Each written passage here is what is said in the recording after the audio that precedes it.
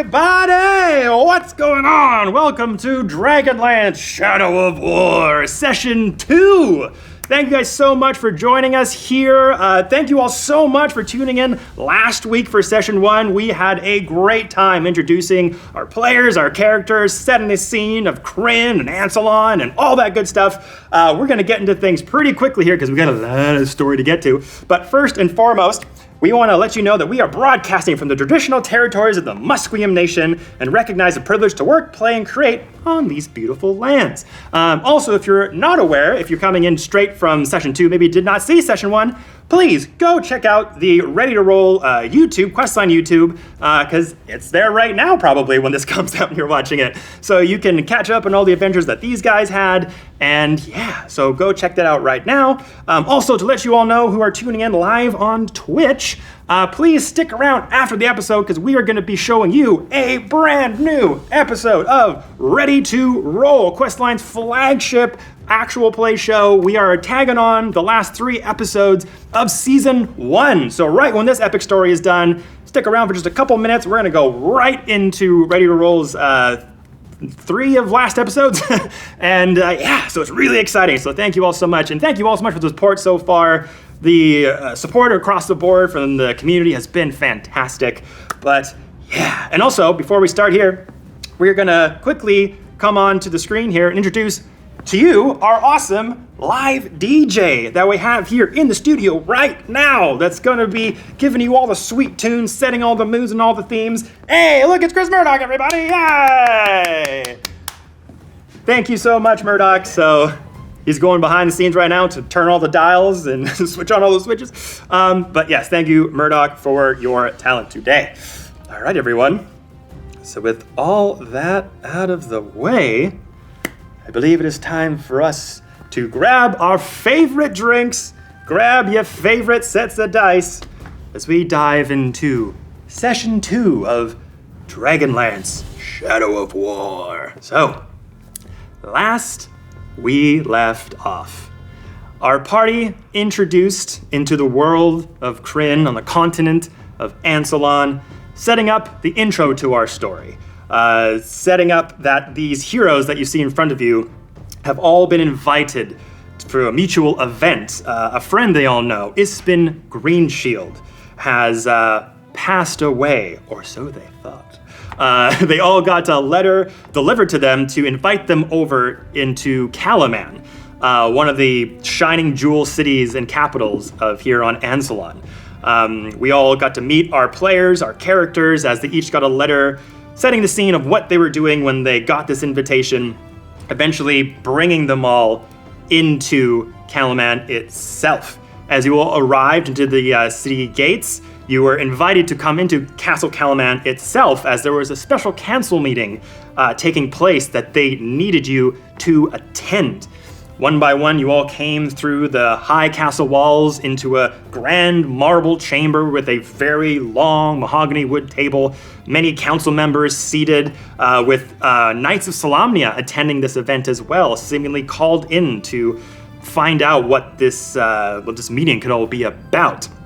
As you sat down, you met the council leader, Bakaris, as he presented the idea that Ispin may have disappeared and not necessarily perished, although there's evidence to believe that he might have been slain as he was investigating some scary skirmishes happening out in the east. His body not found, but bloodstains found on the bed that he laid in. And as Lord Bakaris addressed you, asked you if Ispin Greenshield had possibly given you any information before his disappearance, something about strange creatures with leathery wings, anything to that. And you, having no knowledge of any of this, addressed you and said, well, that's okay. Even though we're getting information from scouts that these are pretty formidable opponents, you all possess one attribute that they do not. You are better at dying. And suddenly the knights swarmed into the council chambers, murdering all of the council members around and murdering 2 of your party members, Wayreth and Tango. As they dropped to the floor, you all picked up your weapons and went into action.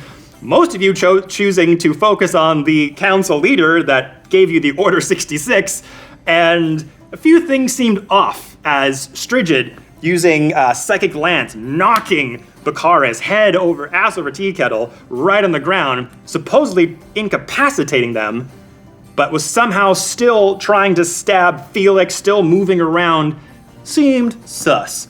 And eventually, once the knights were dealt with and you slain the council leader, a white cloud emitted from his body, and poor Felix, running into the cloud, suddenly changed his demeanor. His personality was a bit different. His posture a bit different.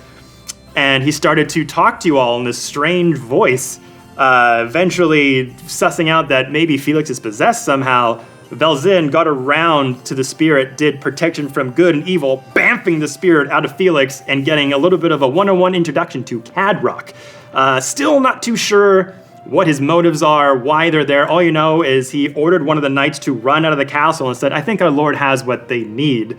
And Strigid bolted out of the hallway, trying to catch up to this knight, while the rest of you had a bit of more of a conversation with Cadrock, and through some pretty horrid threats, told you all to go into this wall over here where you heard a bit of a muffled boom earlier, suggesting that the Lord, what his Lord was after, was beyond this wall. None of you really trusted him after he said that. Starting off his relationship with you with lies, you're a bit hesitant to follow through, and this whole time, Felix slowly inching around this spirit, deathly silent, which is very unlike Felix, who's a bit of a chatterbox the whole time you've known them, raced up behind the spirit, launched in the air with his rapier, was about to strike down on his back, and as Strigid chased after the knight, was not able to catch up, going through the double doors of the entrance of Calaman with fireworks going off and tons of sounds of revelry as the celebration of life was taking place all over Calaman.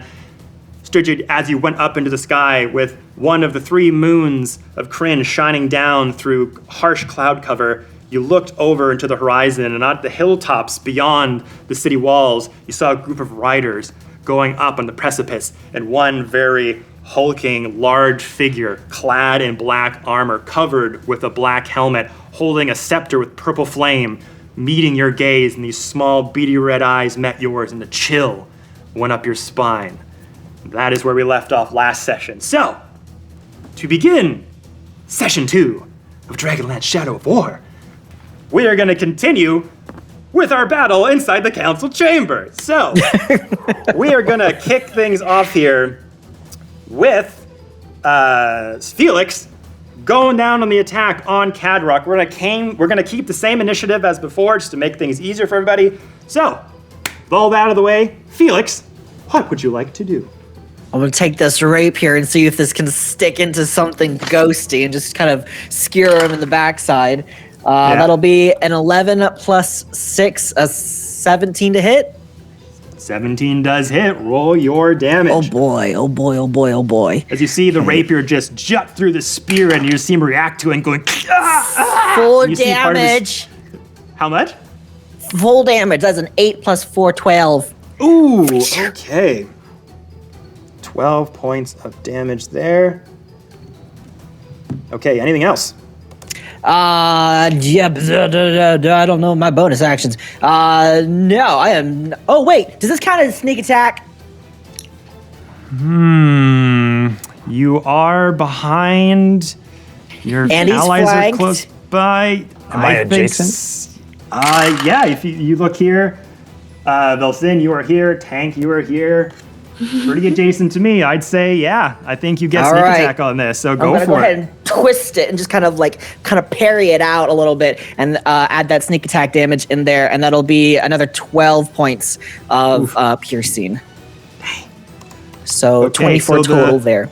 The shroud of Cadrock starting to rip at the seams as this ghostly visage of someone wearing Solamnic Knight armor with this slicked back hairstyle. You see that his visage starting to tear, like we said earlier, kind of like a silk sheet being ripped at the seams. You see parts of his ghostly visage start to fall on the marble slab as you go in and pull down a bit and twist and slack out. Bit of the spirit shroud falls to the ground. hang on a second, just wait. And he's just like trying to calm you guys down, but Felix ain't hearing any of it. Unless you want to move away, that is your turn. Not moving away. I'm going to stay there. Okay. After that, we come to Velzin. What would you like to do? Oh, man. Okay, so this spirit of who we now understand to be the spirit of a former knight, Cadrock, who was possessing the council, the head of the council, and then possessed Felix temporarily.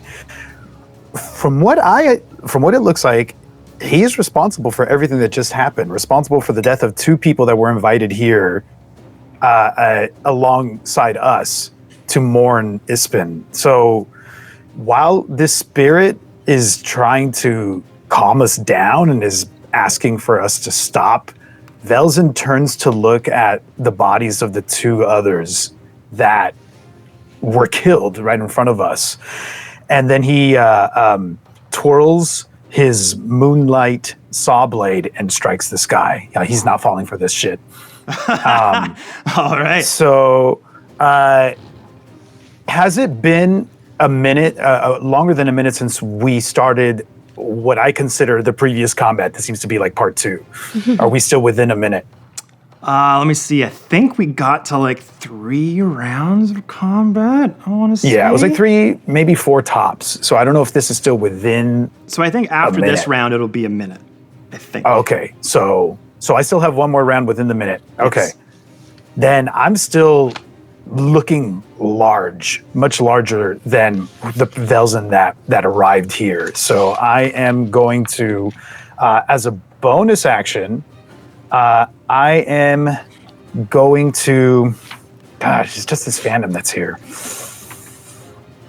Oh, son of a bitch. Okay, look, I don't know what's going on. So I'm twirling this moonlight saw blade, and for a moment I twirl it with one hand, and my left hand touches this writing that's etched into my armor, and this rune lights up in this sort of shimmering, goldish, brownish light. I'm activating with my bonus action my hill rune. Ooh, okay. So that'll provide me with some benefits that I will let you know when when it's necessary. And then I'm going to strike this guy. I know, right? Yeah. So then I'm going to hit this guy, and it's going to be to hit. Will be a 27 with my Moonlight Sawblade. God dang, yeah, cool. That'll hit, I guess. Sure, why not? Just barely. All right. And he's going to take, right. So that's 1d6 with Giant Might.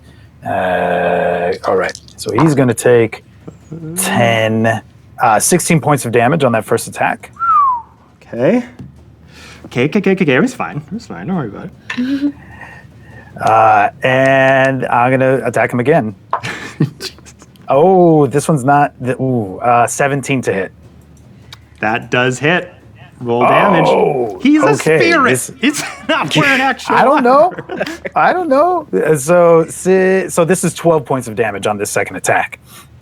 God damn. So that's my bonus. Okay. And action, and I'm going to stay right on him. I look to Felix, who I saw attack earlier with his rapier, and I'm going to hold my ground right up in the spirit's face.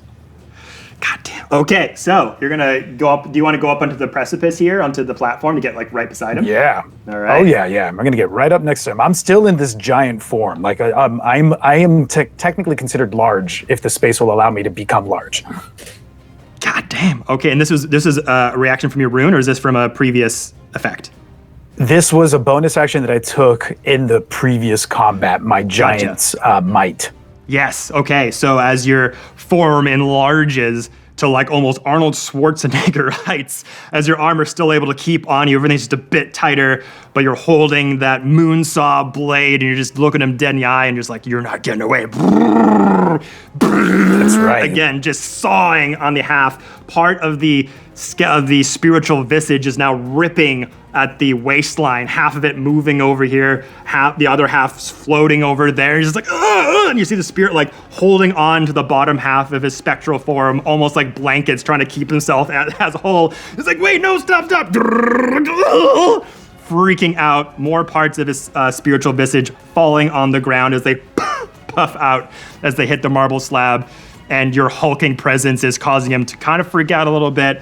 That's your turn. Okay, so my turn. As the moon saw blade shining with that glittering, like white, silvery moonlight visage, Cadrock in his frightened state. Okay, this is okay. And he just like bamps towards you, Velzin. I need you to make a charisma saving throw. Ooh, okay. Does this count as an attack? No, this is an ability.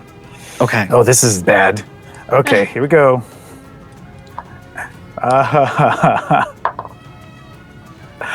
Oh my god. Okay, so my charisma save is a -1, and I rolled a 2, so the total is 1. Wow. Oh, happy day for me. Okay. So, as Cadrock's form almost gets ripped to shreds, basically shouting out, like, we can't talk about this, right? Okay. Just like rushes you in one last moment of desperation. Same thing that happened to Felix earlier. His entire spectral form goes in through your mouth, into your nostrils. And you freak out a little bit. You're holding the moonsaw, like, start coughing. Same thing. You fight it off as much as you can, but you can't control the possession as your form starts to change. Your eyes go a little bit wide, crack your neck one way, holding the moonsaw blade, looks in front of Felix's face. Oh, that changes thing a bit, doesn't it?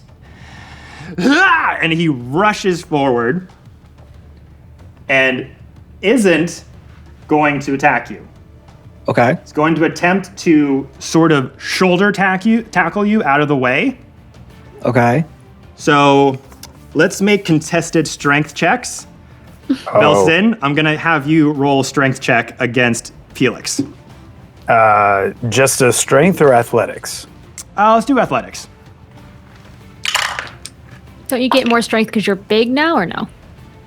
I don't. Oh, okay. Let me double check that. I don't know if I do. I might. Sorry, Felix. I think you might have advantage on strength things because you big.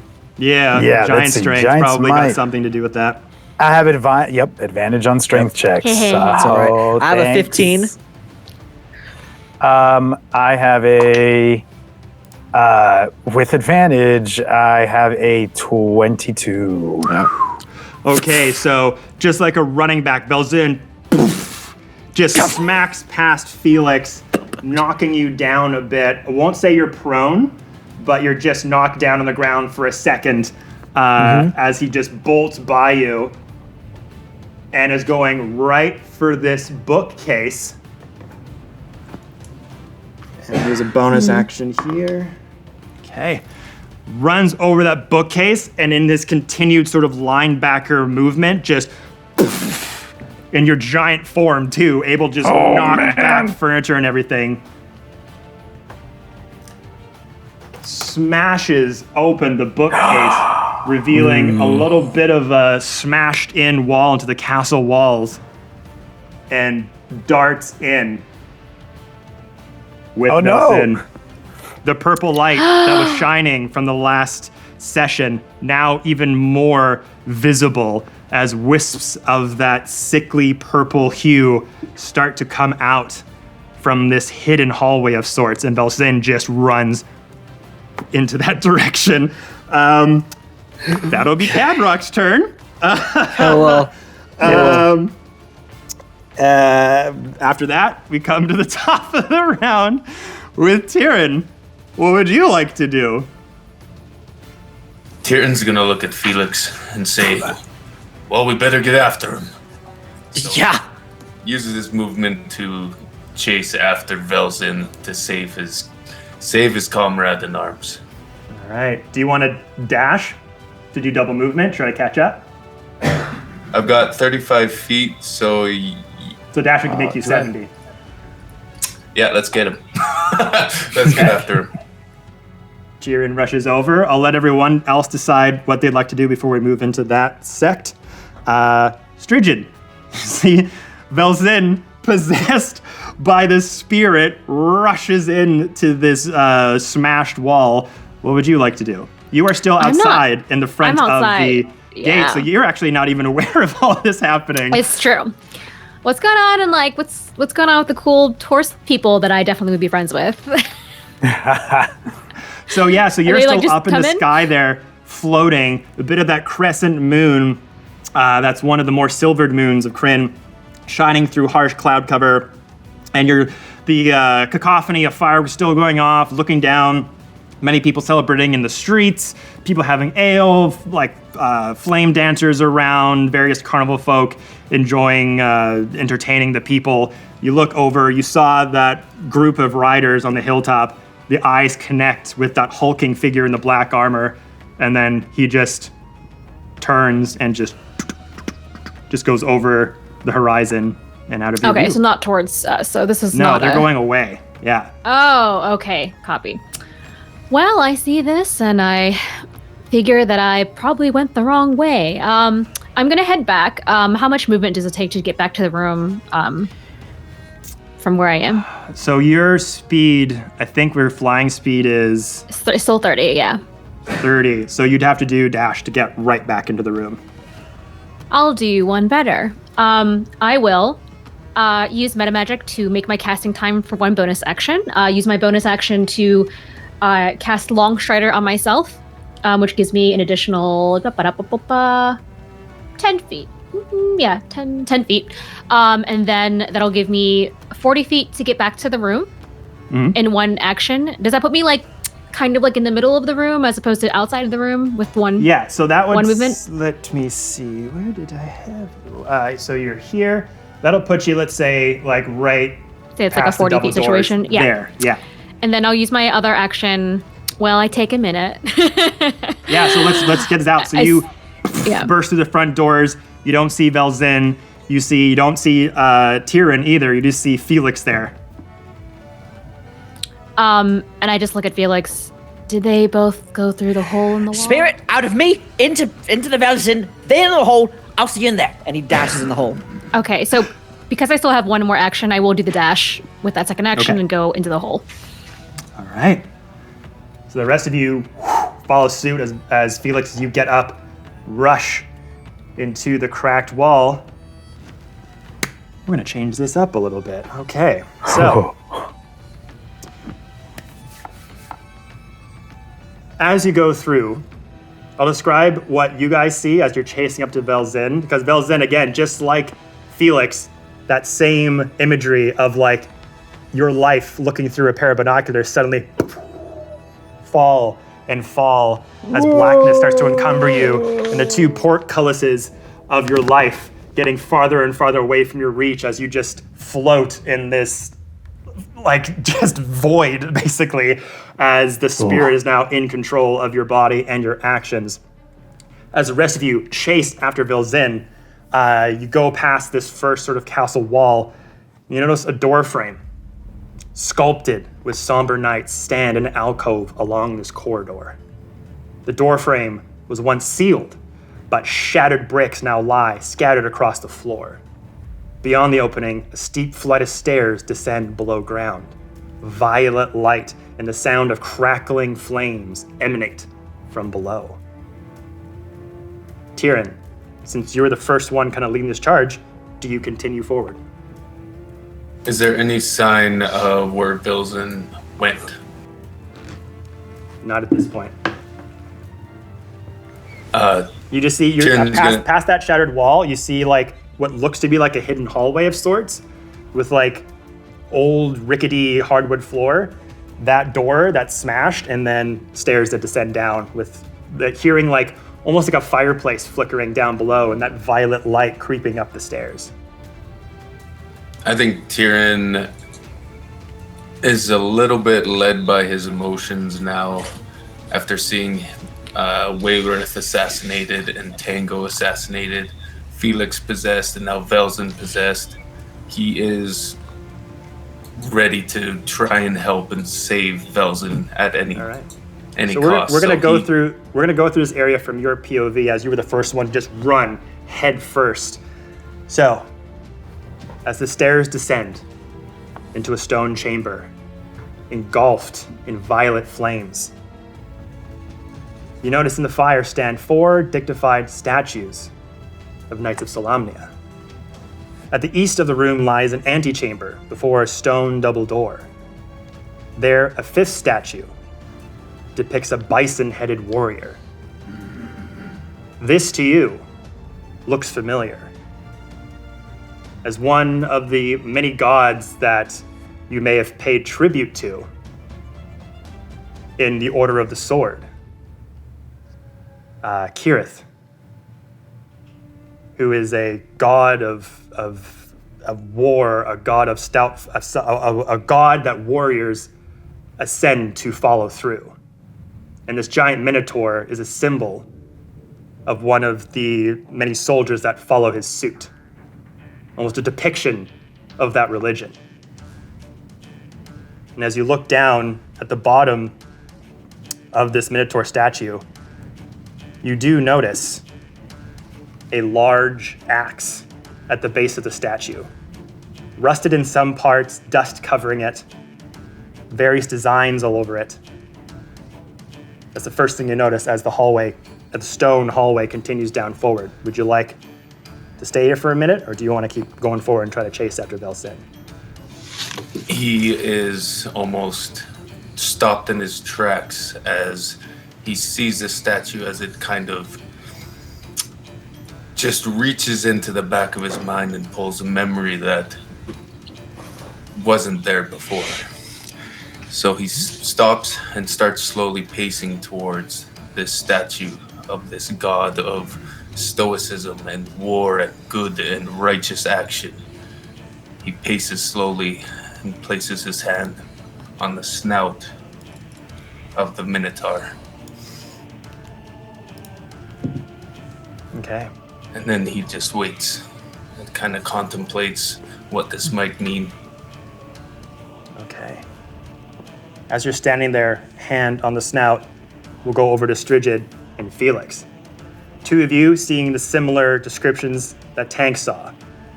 A stone door with a stone door with imagery of Knights of Solamnia carved into them, shattered on the floor. Stairs that descend down, violet flame, hearing the flicker of a fireplace sort of sound down below. Do you guys descend down? Do the 4 Knights of Solamnia, do they look familiar to me from the 4 Horsemen I saw, or no? Different. No. Different. Okay. Very different. Looking at the door, kind of seeing it crash, I'm like, well, at least he tells us where he's going. Full send! And dashes straight in. No thoughts had empty. Okay. I follow. Don't die, little one. Excuse me. Don't die, little one. Felix kind of clocks up and like bounces backwards down the stairs on one foot. I'm like, excuse me, I know what I'm doing. Maybe. Oh, I'm much bigger than you. By the way, since it's been more than a minute, I turn back into my regular shifter form. Okay. So back into your shifter form, more human-looking, less owl-like, correct? Yeah. Okay. So, as you descend down into the depths of these catacombs, you too see this stone antechamber, this violet flame kind of lighting lighting along the stone walls. Some held in sconces, some lining certain wall designs. It's very strange. You've never seen any kind of purple flame like this before.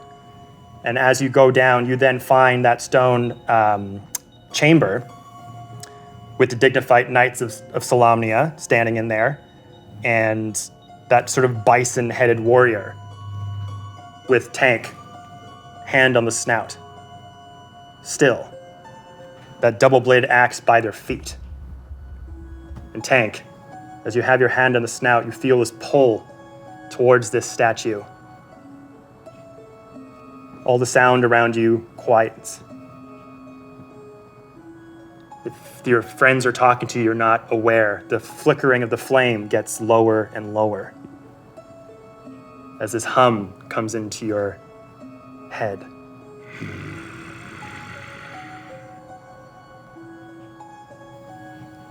You. I know you. Champion of the Order of the Sword. You have many obstacles laid before you. Your path is not yet written.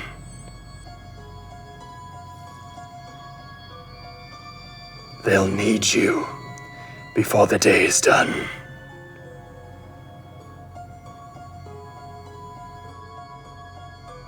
Heed my call, Tyran. We will meet again. May the strength flow through you from the heavens above, and the warrior's mantle take hold.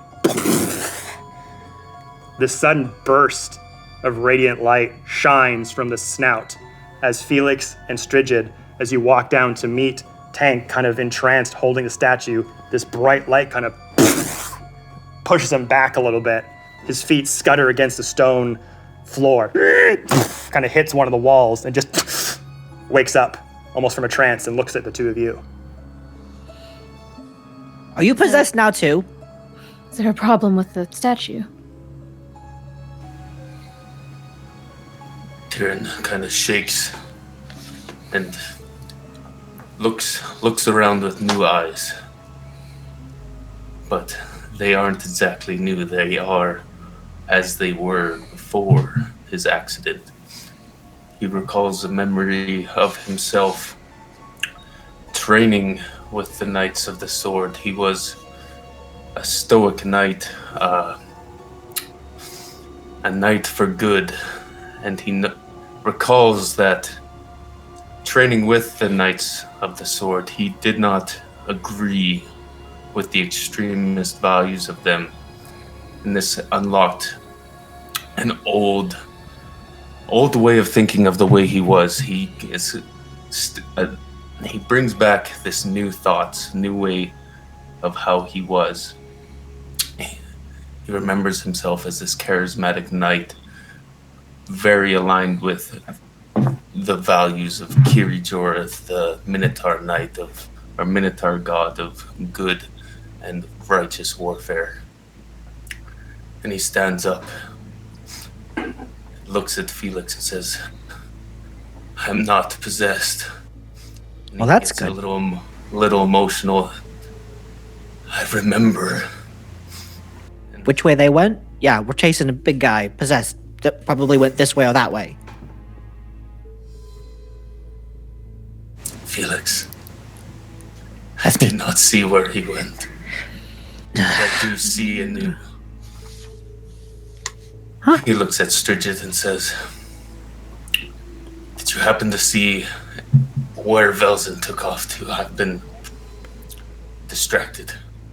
No, you were the first one here. I saw nothing except for you having some trouble with the statue. Should I destroy it? No. This is a sacred statue. It is a statue for good. This is the god Kiri Joreth. As you will then. Is that yours? And I point to the axe on the ground. Do you need that? That is not mine. You look down at But- Tyran, and this low hum reverberates off of it as it meets your gaze, calling to you. He walks over, but it does seem to call to me. He reaches down and picks it up gently, as if it was sacred. And he just looks at it. It seems familiar of sorts, but I can't place it. As you pick it up, old runes line the blade and the handle. Parts of it are rusted, but dust and dirt cover the metallic sheen on it. As you kind of wipe it clean, that ringing starts to come a bit louder into your ears. You're not sure what to do with it just yet. You're not sure where this fits into the journey you're about to set on, but you hold on to it. Even as a relic of Kirith Jorith, you feel that this is something that you might need. You latch it onto your belt as the rest of you hear a bit more of crashing and banging a few more feet down the stone hallway. Do you follow? Oh, there they are. I chase after it. Yes, I go as fast as I can. As you start rushing through the stone corridor, you are greeted by various mosaic of various Solamnic Knights. This seems to be some sort of ancient tomb, but the markings, the language, the runes used signify a time long ago. Long ago. Some of the language you understand barely. Some of it you don't recognize at all. And as you're going through these various rooms that you're passing by with various knights of Solamnia from this time, some are so old that, Tyran, none of these even look familiar to you, being a member of the Knight of Solamnia. Some names you recognize that may have been told to you in old tales, myths, legends of knights of old. But these names, they predate the Cataclysm, some of them. We're talking like hundreds and hundreds and hundreds of years, some of them even like 800 years ago. And as this purple flame is wreathed in all these walls on sconces, as you pass by certain rooms, you see these massive braziers on the floor. And Tyran, as you kind of look into one of them, one of the vibrant violet flames starts to flicker and dance, and you notice imagery inside one of them. These scenes start to play out in front of you. Now, you can either take a minute to look at these, or you can just keep booking towards to try and Velzin. Up to you guys. He is driven by what he just experienced. He got a little bit of his memory unlocked by the blessing of Kirith Jorith. He's searching for answers, so he stares into the flame and walks towards it. Okay. Felix and Strigid, you're welcome to join them. Well, I'm zooming past. I don't know what this is. Okay, I would be past. going towards where I think Velzin is. Yeah. Okay. So as you're all kind of running, Tyran, you kind of hang back a little bit as this flame is kind of hypnotic to you, and you can't help but focus on this imagery that's starting to take hold. Strigid, Felix, you just start going forward, and you're passing by various tombed rooms with various Knights of Solamnia, all dressed in various armor, various names, various mosaics in each room. Some of them have giant braziers of purple flame dancing in those rooms, but again, you just kind of notice it, but you're just going forward trying to find Velzin. Do I notice that Tyran is not with us? It kind of like pulls back. Do I notice that there's like a pair of footsteps not with us no more? Yeah, I would say so. You have to make a roll to check that. You're all kind of walking, and Tyran in his sort of Solamnic Knight armor, it's a bit chunky. You don't hear the behind you, just kind of stops for a minute. Yeah. I will turn, kind of like half running, half look behind me, and be like, "Small one, let's go this way. Come on." Tyran takes a small glance at Felix and, I have to know. Turns back to the flame. Felix just keeps running like, Knights of Okay. Salami. So, Tyran, inside this flame, images start to form. The scene starts to play out in the flames that you're looking at. You notice a knight of Solamnia saving a group of elven travelers from ogre raiders. All this depicting in the light violet hue of the flame. Details of face and of armor are visible to you, but colors are muted. It's all just various colorations of purple. An elven woman falls into the knight's arms. Behind him, the silhouette of a human woman turns and fades away. The flame goes back to flickering. Tyran doesn't quite recognize what this is. and just kind of shakes his head and comes to reason and bolts after Felix. Okay. As you all start to jut forward to the end of these catacombs of this sacred tomb of Knights of Solamnia, you pass by each room, Tyran, and as you see those bright violet lights coming out of the rooms you're passing by, imagery takes form in each room. There's about 3 or so more. 4. If you want to stop and see what they have described in it, up to you, or you could catch up to Felix and Strigid.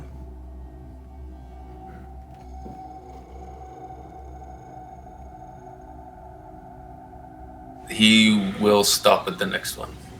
Or slow his jog, kind of like rubbernecking. Kind of pacing up and then just Yeah. still kind of walking, but just enough to just see a glimpse of what it could be.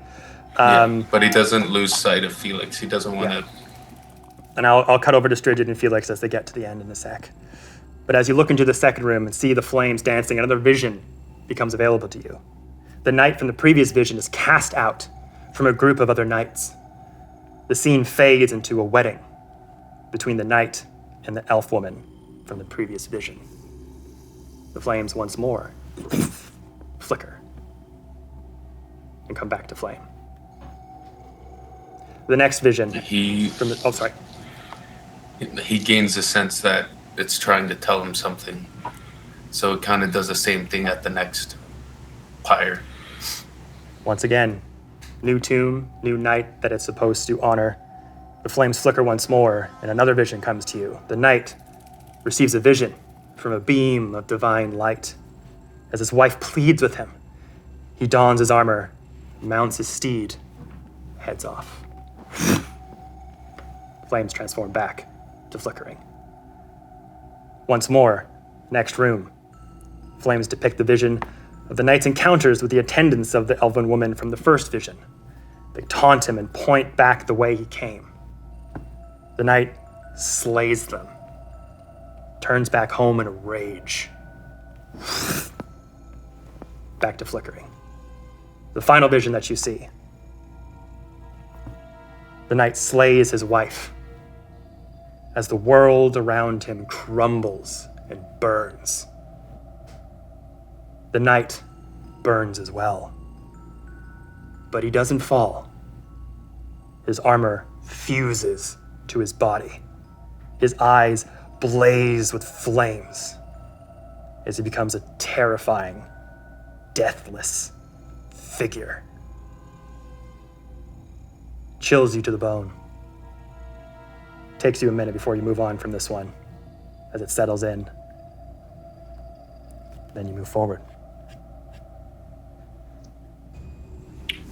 He then sprints after with this chill.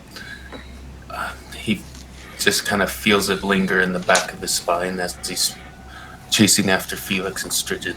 Like this was a significant story that he needed to hear or needed to see.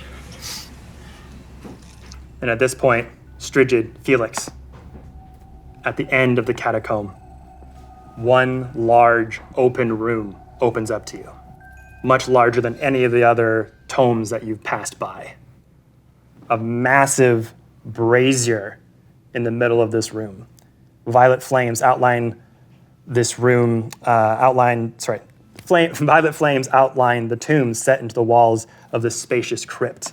A heavy stone brazier sits empty near the room's center. A sarcophagus to the north lies in pieces at the mouth of a crumbling tunnel. A wall to the southeast is similarly broken.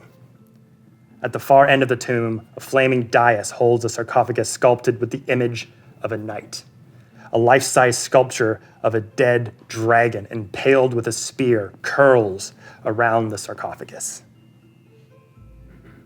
Velzin stands next to the sarcophagus. Can I ask a question? Yes. As I have been possessed, running down through all of this, even though from a distance, from this sort of like inwardly distant place, am I able to see any of these engravings? Yes. So it's going to get to you at this moment. All the descriptions I've described, you have equally been seeing. Though your vision is a bit disconnected, you can make out this imagery, the portcullises of this void. Seeing these ancient tombs of the Knights of Solamnia, seeing this violet flame flicker past you. And these images of the Knights of Solamnia, even though I recognize them as that, but do they look like, as you described earlier, something more ancient, something less familiar? Make a history check. Okay. That is a 17. 17. So with you, Velzin, obviously not a Knight of Solamnia yourself, but a title that you aspire to. Not necessarily a fanboy, but you have been very passionate and interested at the histories of the Knights and probably have done a lot of reading about them. Tons. But the thing to remember here is that any time before the calamity is extremely hard to find out about. Like, the only people that would have any records of those times are societies or groups that were in operation in those times that are around today, i.e. the Knights of Solamnia themselves or the Mages of High Sorcery. Now, with yourself not having been too acclimatized into those inner circles, wouldn't get a grasp on the names that you're seeing necessarily, but you can definitely see through the mosaics, through various imagery of fire raining down from the sky, knights fighting off various winged beasts. The runes you don't understand, but you have a sense of its time and place. You definitely understand that all of the imagery down here, the knights, the tomes, is from a long time ago. Very ancient. Can I try to communicate to Cadrock while I'm possessed? Yeah, we'll say this is on your way, being sort of driven down the hallway before they show up. As I'm kind of seeing these images and this is registering, and I remember that Cadrock was sort of making an offer earlier and wanting us to go through into these kind of catacombs. I'm going to try to reach out to him, I guess, through my thoughts.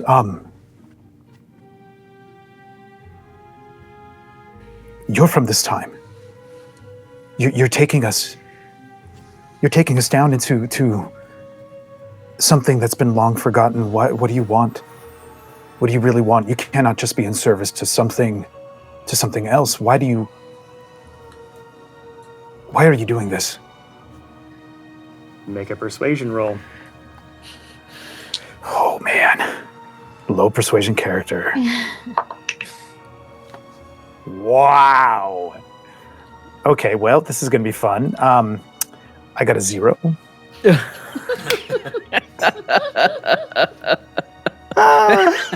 Amazing. Character build. Amazing. I love it. Okay. So as you say this, reaching out to Cadrock, who's basically in the driver's seat, you're not in the passenger seat, you're in the trunk. You are very disconnected from any source of control within your own body. And as you try to reach out to Cadrock, as you say these things, you must not have a leader, you must not be serving anybody. Why come down here?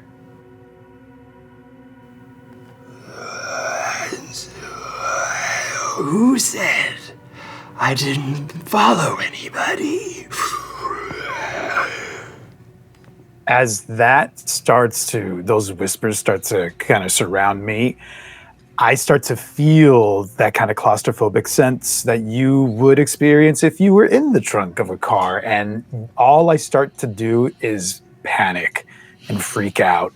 And if someone could see me, they would see someone kicking and thrashing and screaming and trying to get out of being stuffed inside of this trunk, except the trunk is my own body.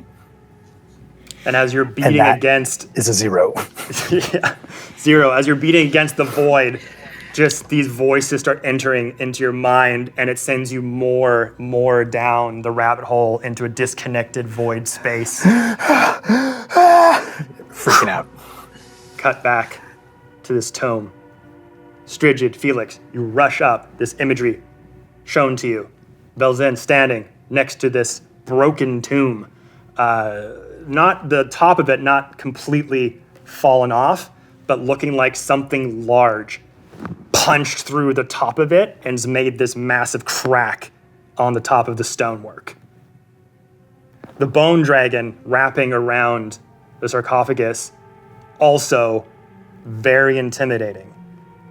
The world of Kryn, as far as you know, has not seen dragons. There's been no recording of dragons for over 1,000 years. Dragons don't exist in this time. So seeing that skeleton is just like, what the fuck is this? And as Velzin stand there next to the tomb, you wanted answers? Right here. And as you look into the broken part of the tomb, that violet light slowly emanating out of the cracks of the stonework. What would you like to do? The violet brazier also dancing in front of you in the middle of the room. I would really appreciate it if you released the boy. Little spirit, we don't have time for this. I had to do what I had to do because you were going to, well, I wouldn't say end my existence because I am dead after all, but I really don't like where I go when that happens. So I'm trying to help you. Let me help you. Look in here. You tried to steal my body. Unconsensually. Stealing is a bit of a... I was borrowing it. Without permission. Yes, okay, without permission. I understand. Also, this Muffin, Melzin, whatever this nerd's name is, he will probably be mad as well at me for doing this, which also, I'm trying to show you a bit of good faith in coming to your side. Tyran? Open the... Oh, it's good. As those two are arguing, Tyran comes into the chamber, sees Velzin still possessed, and just bull rushes right towards him and tries to grapple with him and yell in his face, "Stop with the antics! Tell us what you want! Drop the facade, drop the jokes, tell us why we're here." As you rush in, grab Velzin by the collar. Have you not figured it out yet? Looks over to the giant brazier past your shoulder, Tyran. As you've entered this room, the flicker of the flame changes once more as imagery takes hold into the brazier. For Felix and Strigid, now being in a room with this flame, this is the first time you're seeing the flames animate into an image that you can discern. As the violet flames waver, forming ominous images once more, the terrifying knight from the last vision steps through the wall. He approaches the brazier at the room's center, above which rolls a flaming orb. The knight holds up a scepter sculpted with screaming faces. Once touched to the ball of flame, the center ignites and the orb vanishes. The knight admires the flaming scepter, then points it at the ornate tomb and statue at the end of this room. Both burst into flames that spread throughout the crypt. The figure then moves to the south wall, vanishes. Is this... Are you guys seeing this? Is this not the figure I saw outside the scepter earlier? That imagery matches the description of the knight in black armor with the black red eyes, or the red eyes. So, Kadrak, you're trying to tell us that you released some spirits, they're roaming around outside, I just saw them, and that's it? And you want us to open the sarcophagus? Not spirits, necessarily. I did not release any of these beings. My lord did. And by this point, He most likely has what he came here after, as you can see in the flames. The cataclysmic fire shines and blazes once more. And with it, the world of Kryn will see horrors they've never seen before. Within this crypt may hold answers to where the Lord is going next. I was just told to give him time, and to take out a few people along the way that might want to stop him from reaching his goal. What he wants to do with the flame, I don't even know, which is kind of exciting. But you've shown yourself to be formidable heroes. And although I've been following his lead for some time, and was a part of his order back in the day, Cadrock looks out for Cadrock at the end of the day, and you seem to be the people who can maybe keep me around the longest without going back to that place. So, if you need more convincing,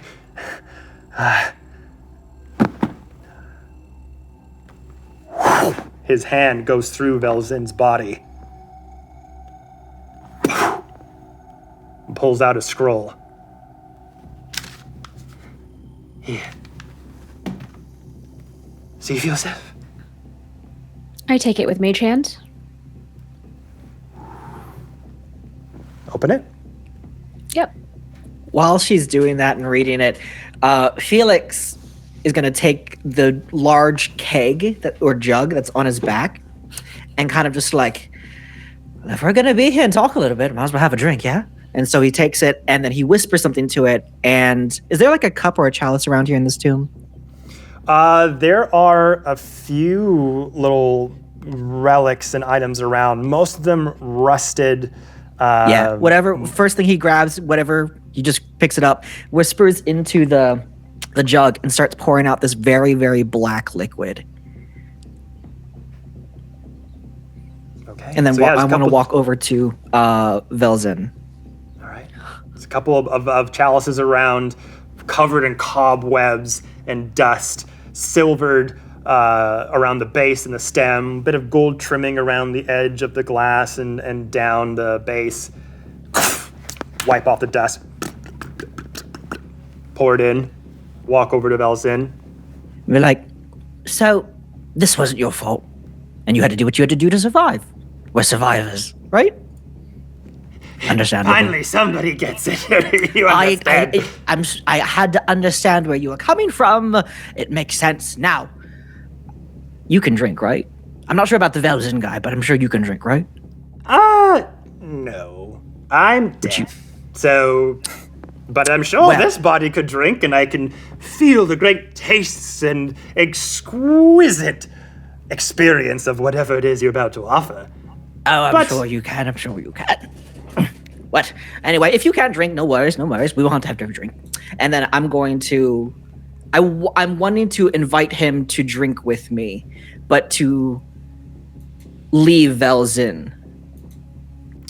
So, okay. So again, Cadrock coming to you, being like, yes, I can enjoy any experiences that you're about to let me enjoy, but just be aware, any tomfoolery is about to be afoot. The body will be at the expense, not me. I'll be honest with you, I just met this body like 10 minutes ago. That means nothing to me. Well, in that case, reaches out. Now, no. I pull the glass back. Wait. What's the scroll say first?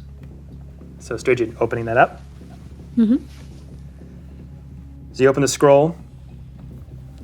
Dark, crude writing on top of the aged parchment. People of Kalaman, I exert my rightful claim as ruler of the province of Nightland. Submit or flee.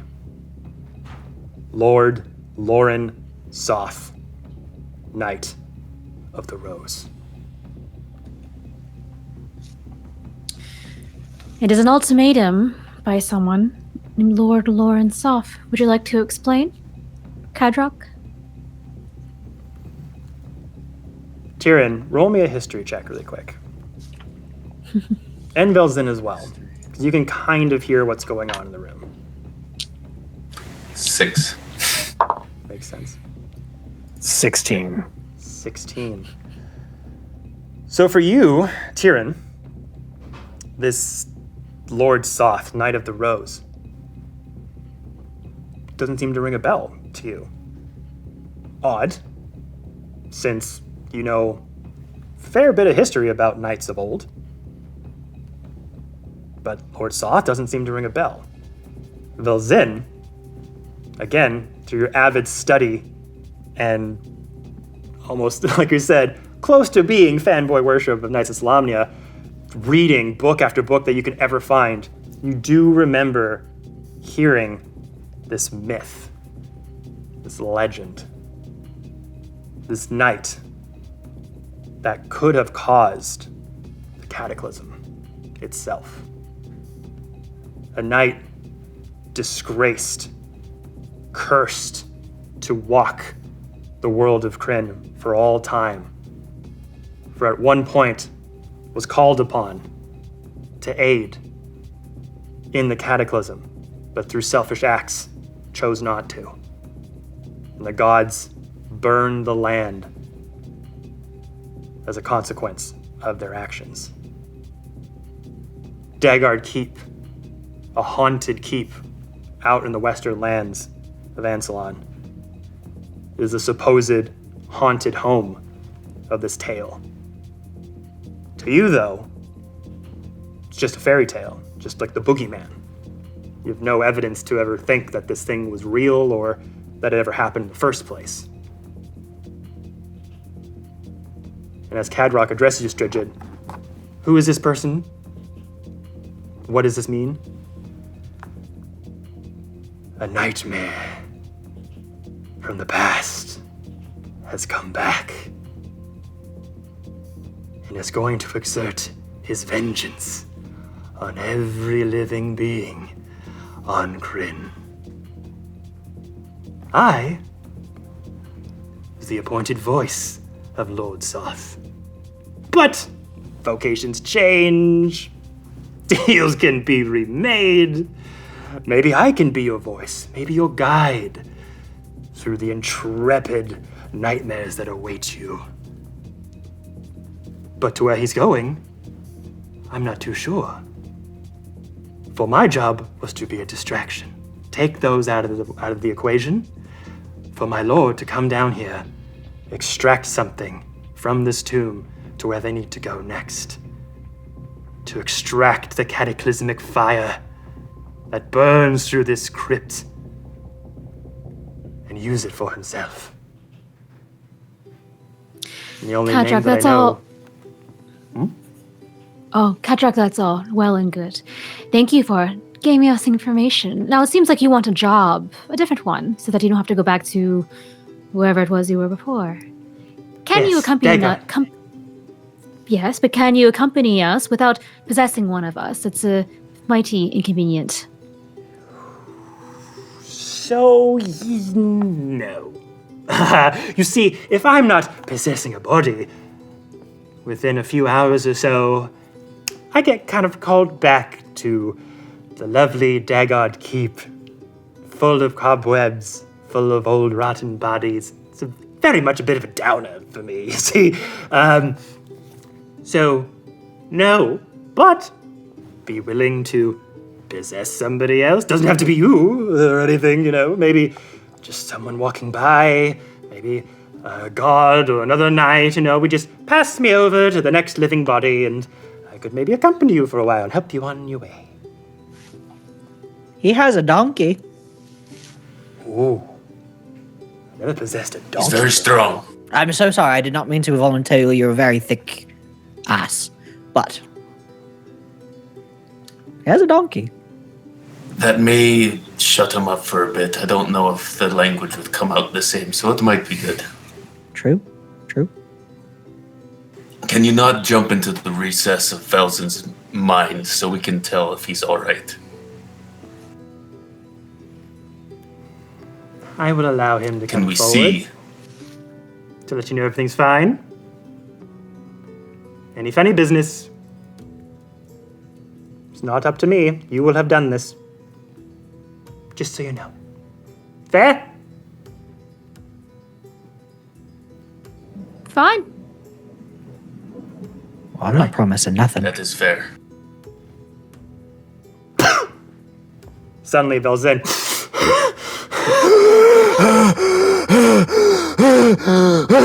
And he's just like grabbing at his throat and thrashing, and he falls to the ground and starts scurrying along the ground to the nearest wall, hyperventilating, panic in his eyes. I kind of follow. Oh, sorry. Tyran runs up, runs down to his comrade. He views him as kind of this squire, someone to train. So he goes down, puts his hand on his shoulder, and tries to turn his chin up to his face and speaks. Velzin, are you all right, my friend? Wait, get away! Stop! Stop! Let me out of here! Let me out of here! Let me out of here! Velzin, you're all right. You're okay. Look at me. Look in my eyes. As Tyran, as you're saying that, trying to help Velzin come back to a steady pace. Strigid, what were you going to say? Oh, I was going to try to see if I can see the spirit coming out of him. Can we physically see it at all, or is it just invisible? So he didn't go out of his body. He just went, just let Velzin take the driver's seat for a minute. Still inside. Okay. Yeah. So the Tyran? So he looks into Velzin's. He possessed you. What? Were you able to see anything? I reach out and not knowing what's real and what isn't, I touch the shoulders of the dwarf that's right in front of me, and I pat him down, run my hands across his face, trying to make sure that what's in front of me is actually real. He's still inside me. I still feel him in me. I need to get him out. I need to get him out. Please get him out. And I start looking around and see that I am still in the space that I last recalled I was in when I didn't get swallowed by the darkness. And starts to calm down. I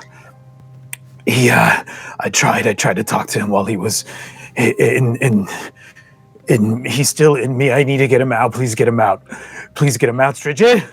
Strigid, please. Calm down. We're trying to make a deal with this little spirit. It doesn't seem like we can harm it permanently, and we asked to speak with you while it's sort of let you out for a bit. Okay. What do we need to do? We either need to get another body for Cadric to possess, or he has to stay inside of you. So... What about one of the others that's upstairs? We could offer him a dead body. If he needs someone living, we'll have to find somebody else. Or Felix did offer up Tyran's donkey, I believe. Anything, just get him out of me and put him in something else. Tyran, do you love your donkey? Is it okay to throw this thing into it, or... He has been a stout, loyal companion for quite some time. We've gone on many adventures. Do you have a second best donkey, a not as nice one somewhere? Well, knowing his heart and how I felt riding many hours on his broad, muscling back, I think he will be okay housing another traveler. Are we actually talking about how much he loves his giant ass right now? In case something happens, not that anything will, but... While Velzin has any agency over his body, he starts to dart out of this room and back up the path. I'm going to find him someone else right now, and I start to head towards the dead bodies upstairs. As soon as you start darting past, you get to the brazier as your body just stops. No! Those eyes... No, I'm finding you someone! And then Cadrock. I held up my end of the bargain. Saw your friend. Perfectly fine. Little rattled. Void space is a little bit frightening. But, He'll get used to it. Again, the tomb over there. Lord Soth wanted something from it. I don't know exactly what that is. I was just told to distract till they get to the tomb. If you want to know where Lord Soth is going, the answer is in there.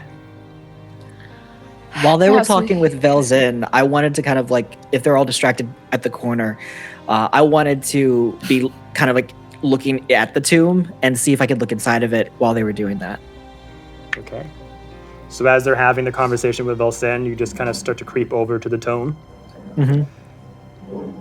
Purple, violet light shining within. I kind of hesitate for a moment, but you're like, you've seen some pretty weird stuff at this point. How much weird could it get? You start to uncover some of the stone tablet. They're pretty entangled in this conversation. And right as you kind of reveal what's inside, that's when Velzin stops as Cadrock. You look inside and see various old runes once again. A knight skeleton in armor, skeleton head, bones for hands, legs, in a good breastplate, forearms, cloak still on them. Purple flame wreathing the bottom of the tomb. Kind of like if oil was left on the bottom and someone lit a match. It's just flickering. The body, silent.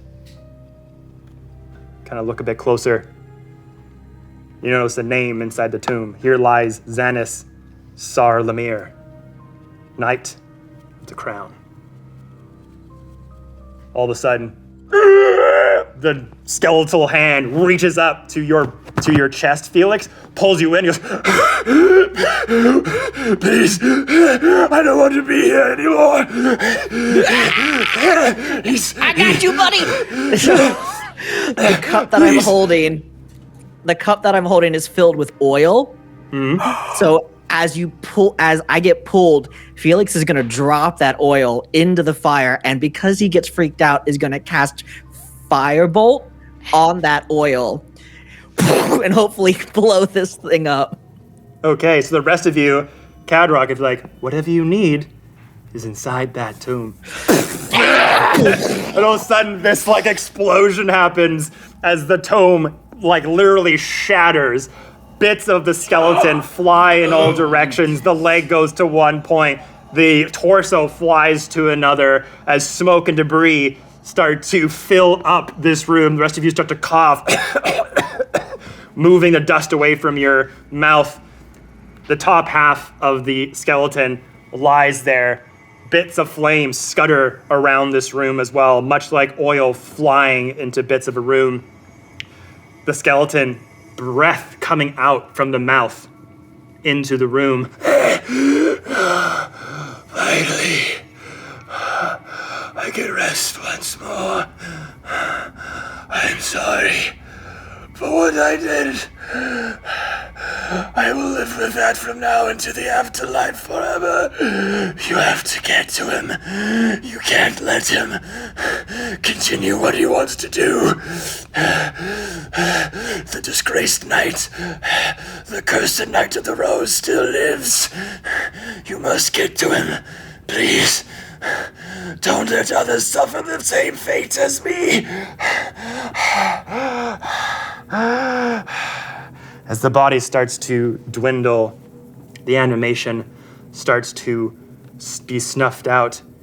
You feel like whoever's in the room, you have a couple seconds left to talk to this old knight that has been brought back from the depths below.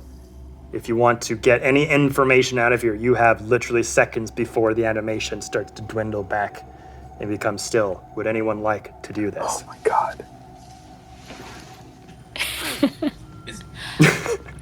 Strigid, are you smart? Strigid is very. One of us has to be, please. Let's see. +0 to intelligence. That was my dump stat. No, strength was my dump stat. I can pop in. How do we destroy him? What is his weakness? I don't. He has no weakness. He is unstoppable. A force undead, and vengeance, pure as the fire that burns on me. You, As his bony hand reaches out to you, Strigid, you can still have a chance to stop him before he gets to where he needs to be. Please, in the northern wastes, the land scarred from the fires that keep burning, a time when all life was seemingly snuffed out, it calls to him. The city of lost names.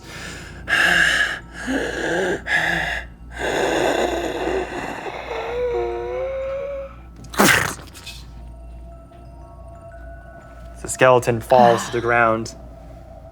The flames flicker a little bit. Snuffed out. Some of the braziers of the violet flame all become dormant. Oops. Felix, did you have to explode that? I mean, I was looking inside.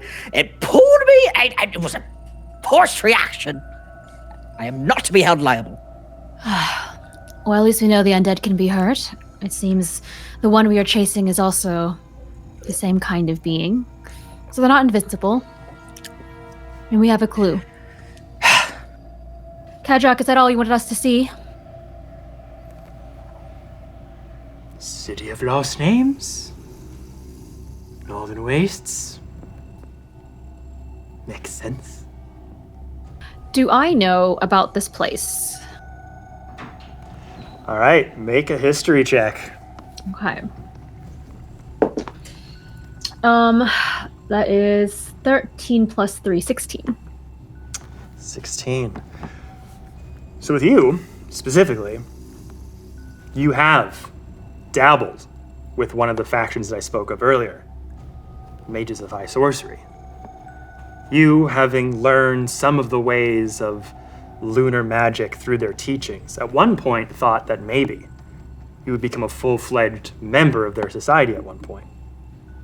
And through various actions, turned away from that path.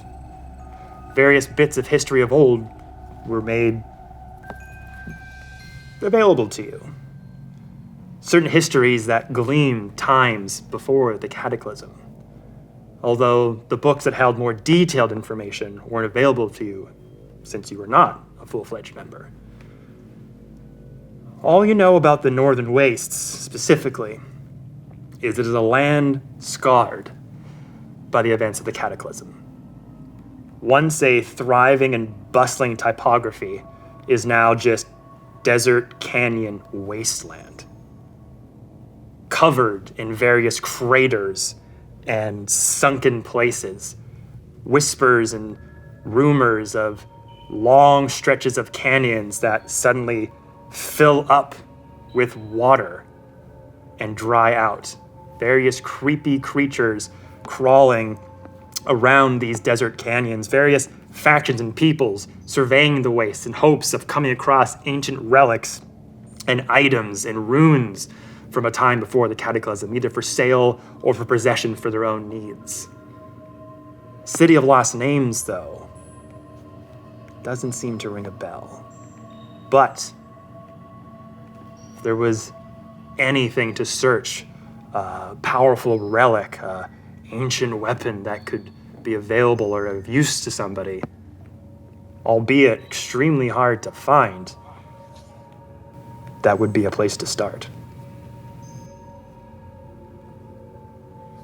Well, perhaps Lord Soph is heading to the waste to look for power, or to perhaps, I don't know, become closer to the gods that smote him.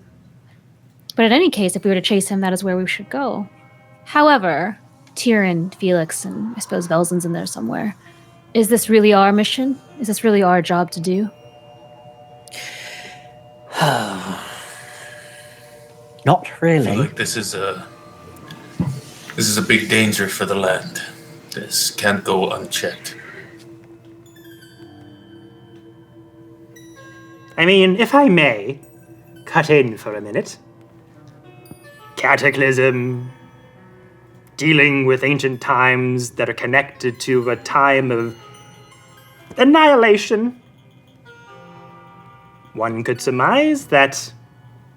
Does it affect you directly now? No. But if it involves burning the world of Grin, I would imagine you'd be affected at some point. And yet I feel like we were chosen to be here, to be part of this. You lured us here with Ispin's death, or perhaps disappearance. Why us? Why you? Well, if I reveal too much, what's there to say of you just doing a little bit of hocus pocus on my shoulders again and poofing me out for you to stabby? Well, I don't think I had that magic. But And you're still alive, aren't you? Well, we either talk and we continue our joint venture, or we have to make a cost analysis about keeping Velzin alive. I like him quite a bit, but you're very annoying if you're not useful. I do apologize for that in there. That was not a very nice thing to say. But I will say this. From the information that I was privy to, there seemed to be very strong interest into those who were close to Ispin Greenshield. My lord has partnered up with some pretty big heavy hitters. I assume you remember me talking, but Bakaris knew this as well. Skirmishes happening in the east. Figures with leathery wings, red skin. Ring a bell. So, that was all true then? It wasn't just fiction? Oh, it's very true. We've done a very good job at snipping out communications from various lands around Ansalan, keeping things insulated, keeping others in the dark. We are spreading, and we are strong, vigilant. So, if you want to spread more and be stronger, why lure the four who could probably stop you to this place? You didn't kill us. We're still here, and now we know more. Well, it wasn't for lack of trying. Okay, I think we need to go upstairs. So go ahead, Felix. But your idea was to have us come here and save the world or the kingdom or whatever because you can't, or because your boss is crazy and you realize that. Well, the invitations were not my idea. Clearly, That was we're actually the only sent ones out who from answered somebody. them. Yes, We're the only ones who answered them, so it's true. that just We makes us found out the through our idiots scouts here. and plants that these letters were sent. And Ispin Greenshield was a particular point of interest for us, for he was investigating these skirmishes in the east, had found out what we were up to, what was involved. And we did our best to snuff him out. Seems that somehow these letters were sent out after the fact, as far as I'm aware, trying to get you all here. After we found that friends of Ispin were here, we judged that maybe he was trying to tell you something. Maybe he was trying to get the word out that memories from the past were about to come back. Armies of old were taking arms once more, and maybe we're hoping that friends of his would do something about it. Having you all here being that one connective tissue seemed like the best time to snuff out that connection, in hopes that nobody else would be able to find out what we're up to. Come through the back door. That trick you saw up in the council chamber works great. Yes, but 3 of us can't do anything when the 4th one is occupied. Oh, that leads me to my next question. Cadric, can you possess a dead body? There's plenty upstairs. No, I need something living. Oh, God. Can we make a deal? I'm all about deals, my friend. I've heard of friend of mine who had a finagling situation with a patron and whatnot. And I've never done it with a ghost. But if I let you possess me 50-50, what about a co-pilot situation? Until we find you a proper host. I'll be honest, I was going to try to kill you. Right away. Make a persuasion check. Ooh, that's a 19 plus 8. 26. Finally. 27, I mean. 27. You know what? Deal. Let's go upstairs. Survey the area. Make sure there's no one surprising waiting to take me out with shiny god hands. And you have yourself a deal. I will say this, though. You try anything shoey with me, and I'll try something shoey with you. I'm not afraid of dying. I like that.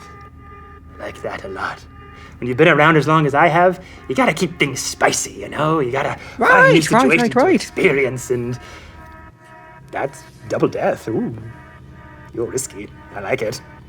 Shall we? I lost. Let's shall. All right. So as you all exit out the catacombs, back up to the council chambers, through the stairs, through the broken wall, back into the marble slabs, you notice something. Immediately catch your eye. One of the bodies laying down on the ground begins to rise. Slow at first. One hand on the floor, another one starts to get up. And as this body slowly rises up, we see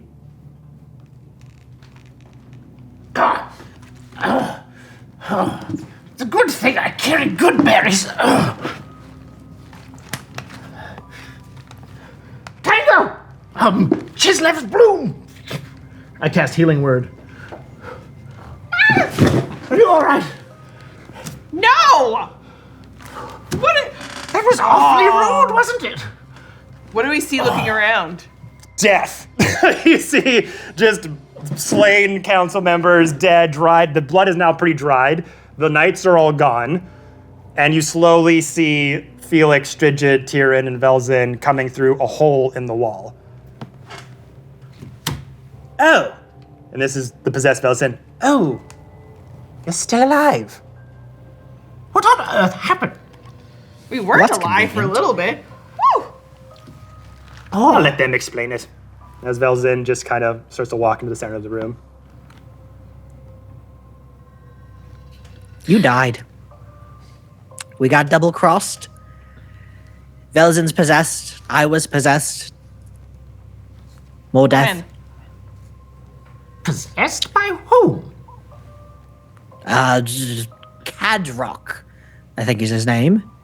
Some knight who did some bad things, and we gotta fix it, I think. Hello. Velzin just waving at you.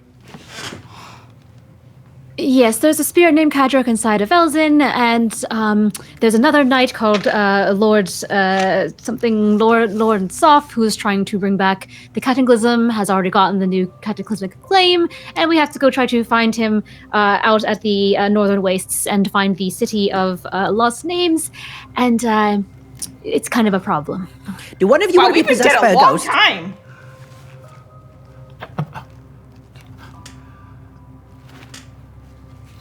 Okay.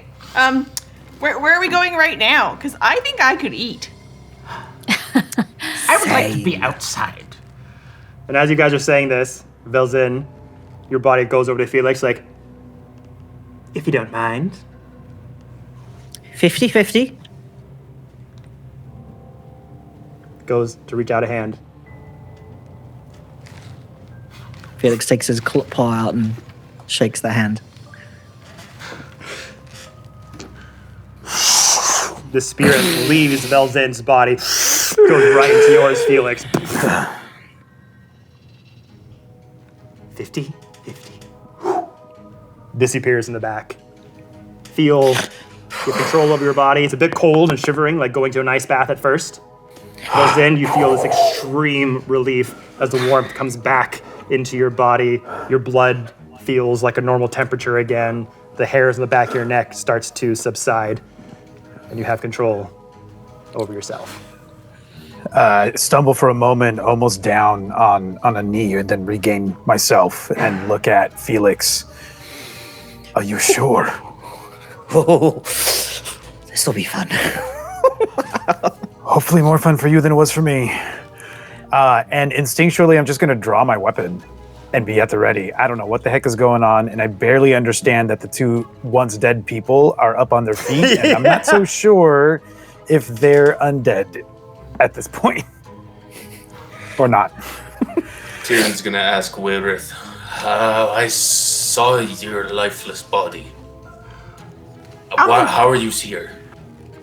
I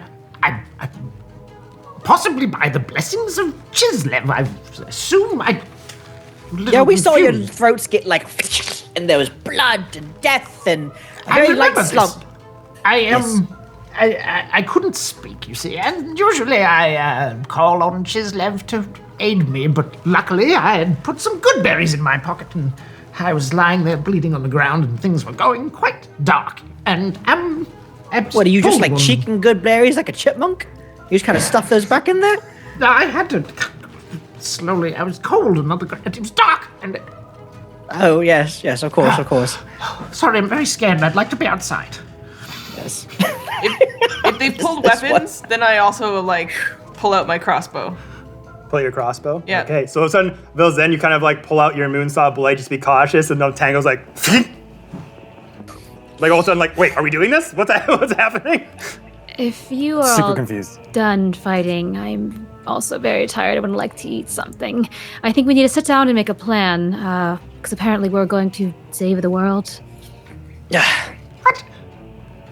If you want. From what? As you say this, you start to hear rumblings of armored footsteps coming through the hallway behind the door. Suddenly, boom! The two doors open up, and you see two figures leading the charge with a battalion of like 20 soldiers behind them, some covered in guard armor of the Calaman colors, led by two figures.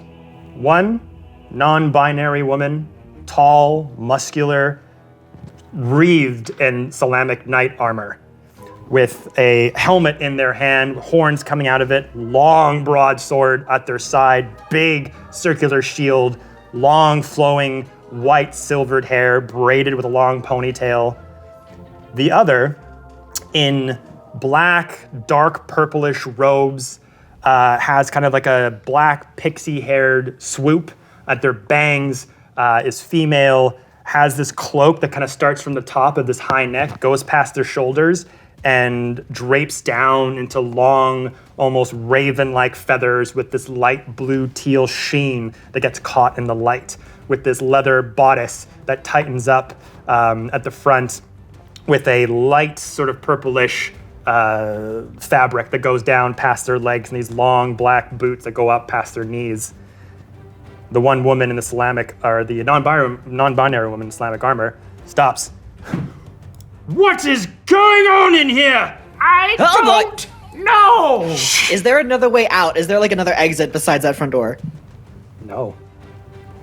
Oh boy. Okay, I'm gonna take Jim's glowing coin and toss it in the air and be like, "Get down!" and toss it. And everyone in a 30-foot radius around that has to make a wisdom saving throw or be distracted by said coin for a minute. Okay. Is that us included? No, I can choose, and so I'm choosing all of them. Oh, nice. Okay, no joke. Just rolled 3 d20s, one for the group of soldiers, one for the Solamnic Knight, one for the mage in robes. 17, natural 20. I'm not even kidding. If there was a camera here, holy cow. So it goes, bam! You flick this coin into the air, a loud bang, a flash crackles in the air, and the soldiers of Calaman, the knight and the mage kind of go a bit, block their vision for a second. The mage instantly just, boom, puts her hand out as this dark sphere around them quells the light and snuffs it out immediately as the knight pulls the longsword towards you. I am Sir Becklin Vihorin, and you will answer me immediately. Does Tyran recognize this knight? You all Can do. That was the I? name. That's the name on the scroll. He's not very bright now. I just hold up the scroll. Was this from you? You? Becklin? I hold up mine. Mine's also signed Becklin as well. Oh, I guess. Yes, I've got this. I'm gonna pull out my scroll as well if I feel like I have agency in my body and I'm not like clumsy with it. Yeah. Takes you a minute, like kind of like when your arm goes asleep. You're like, okay. Yeah. Check it. Yes, I got one too. The guards kind of come out with their lances and get closer towards you. It's signed by you.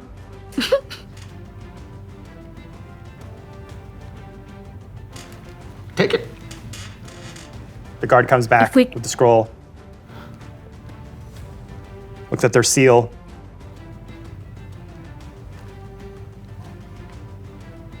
So you six answered the call. So it was. This is very confusing. It was you who summoned us. Did you do this? Answer me. Honestly. Depends on the. No, we didn't, Felix. No, we did not. I'm gonna need... Do you see this blood? And she looks at you with like this I'm currently fresh sort of possessed. scar. It's healed, but one of these drew his blade, and you were dead, and I was dead. I was dead too. I'm very confused, but this wound is from one of these knights. Make a persuasion check. Can I just point to the not big very hole in the wall? Wait, persuasion 9. 9. She's still holding up the longsword. The lance is at Can the I- ready. The mage swirling power. Strigid. I just point at the giant hole. If you check in there, you'll see some evidence of our story, which is that we were lured here, we were attacked by possessed bodies, and something very bad's about to happen. Perhaps the second cataclysm. Not our fault. We were lured here. We don't know why. Would you like to check And it looks the like- evidence? Not only us were set up, but you as well, as I wave the scroll that has their signature on it. I'll have both of you roll persuasion checks. Strigid and Velzin. Could I grant her advantage with the help action? Yes, sure can. Sure. Thank God. Did Velzin put Great, his sword away when he did the whole thing? I think Velzin, your moonblade's still up, yeah. I'm kind of using, I had my pole arm is now kind of being used. I'm not trying to look aggressive in front of all these knights, so I'm kind of using it Okay, as like something to lean on. 22. Never mind. 22. So you see that, the holes in the wall. Becklin seems a bit confused. They seem a bit edgy. Looks over to Tyran, wearing Knights of Solamnic armor. Is what they say true? Yes, every word.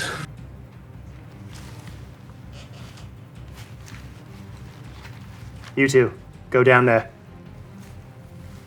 The knights, or the guards, go past you, go through the broken wall. Looks like we have much to discuss. I'll say. And it's there, everyone, that we're gonna take our break. So we're gonna take a quick 15-minute break to stretch the legs, refill the drinks, and we'll be right back to DragonLance Shadow of War right after this. When a statement must be made, it must be made loudly. Sometimes the only way to face the darkness is to embrace the darkness. Welcome back. Heroes! Yay! That's us! I am not a barbarian! Settle down, settle down! You do you, babe. Kill a few people here and there in the name of don't kill me. There's a little something else in there. We've been through some stuff together. This is haven't how we create bonds. we? It's been the best part of my life. I'm not going to the temple! You start to vomit all over Aaron. No! He had a fling with a tiefling. Maybe I should wear like a sneaky detective outfit. Are you sure I can't tempt you? With this. That's not delightful, that's terrifying. Yeah. I'm trying to fight and you guys are turning it into a sex thing, and that damage was trash. And what is your 7th favorite trait? Oh my god. Friends solve puzzle together. Friends, our team. I'm good at killing things, and you guys are passable. Hello. Oh, lovely wedding. He is now engulfed in flames. I think I got in a couple good hits. Fennel's unconscious again. Hello, Zap. Whoa! Drop a 0. Estravel! She is the devil. Okay, so she's looking for a vessel, and that's... Do not let that happen. Focus fire. You are so hungry. The familiar and unfamiliar faces of everyone you've ever killed. There is no justice here, only sickness. And I am the cure. No. Her eyes go black. Oh no. No, I'm down. Saving them is... That's it. That's all. That's all. That's everything. Not ideal to have to kill your friends. She repeats back words that you said to her once. When a statement must be made, it must be made loudly. I've found people and I'm starting to feel like a real person again. Because I have friends. I have friends now.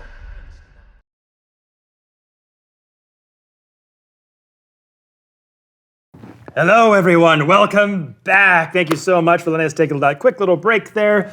We're going to jump into things right now for the second part of DragonLance Shadow of War. So, let us dive back in to the scene that we left off with our party here, now fully reunited, fallen comrades, now seemingly risen up as this reunion took place.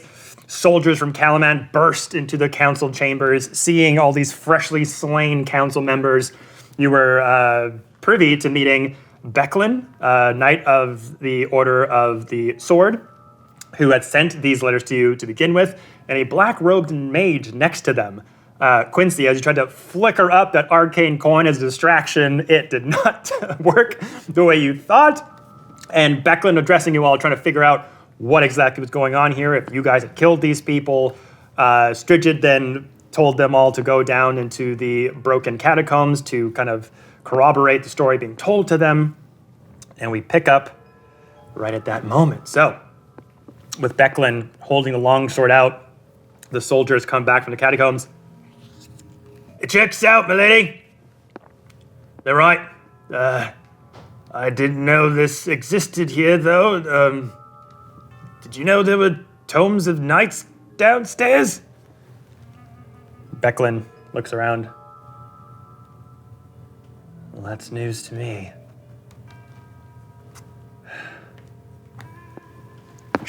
Sheathes the longsword. Quickly, send word out to the rest of the keep. The council members have been eliminated. We're gonna need to find leaders and appoint them immediately before this gets out to the public. Go, now! If you guard... I volunteer to be a leader. I'm really good at politics. We'll get to that in a minute, my friend. Yeah, just thought I'd offer. Wyhan. Want to go through our friends here and make sure everyone says who they say they are? The mage, the woman, the short black hair, and the black robes and the feathered cloak, starts to walk towards you. Becklin seems to be, warming up to you. Seems like everything's kind of kosher here. Doesn't really have the full picture just yet. But as this mage kind of walks towards each of you, this effervescent black glow of energy pulses from their palm, wafts it around Tyran.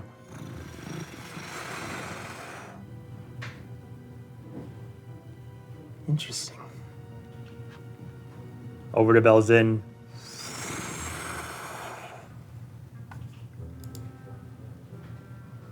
You can rest now, friend.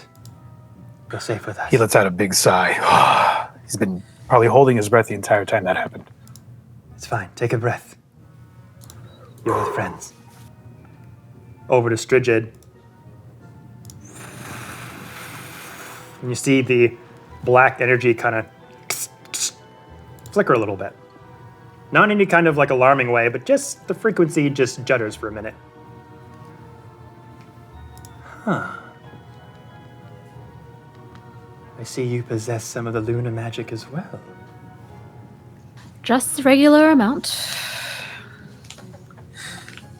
You must have had Nothing to to train see with here. the mages of... You must have trained with the mages of high sorcery to get this ability. For a time, it wasn't for me. We should talk later. Walks over to Felix. No, wait, hang on. This is some kind of like detector on weapons and things like that. I am fully loaded, but you might find something inside me that is not often there. So just forewarning, don't kill me yet. I'd rather go out in a blaze of glory and all that stuff. But continue. What do you mean, not often there? Oh, you'll find out. The glow of black energy kind of like doubles a little bit as she gets a bit more cautious. Puts it towards you. All of a sudden, your posture changes once more. Your mannerisms jut for a minute. Hey, look. Okay, did no need to do all that hibbly wobbly. It's fine. We've made a deal. What is that? And the mage just puts a stance. Some of the guards kind of look over and raise their lances once more. No need. I am a spirit from the tomb down there. Apparently, some of us are still tied to this realm from back in the day. It's okay. I'm no one to be of concern about. We've made a little deal. They're just helping me along to be at peace. If that's all right with everybody here, I don't know how many spirits you've met in your time, but I'm just trying to get at rest. Don't worry. Now, I'm going to have to roll a deception check against myself, so this is interesting. Let's just do this for 3 hours. That worked in my favor. Nat 18 on deception, 10 for They're the all mage. you. It's all in your favor. I know. It's all in my favor today. You're gonna. Yes. Okay.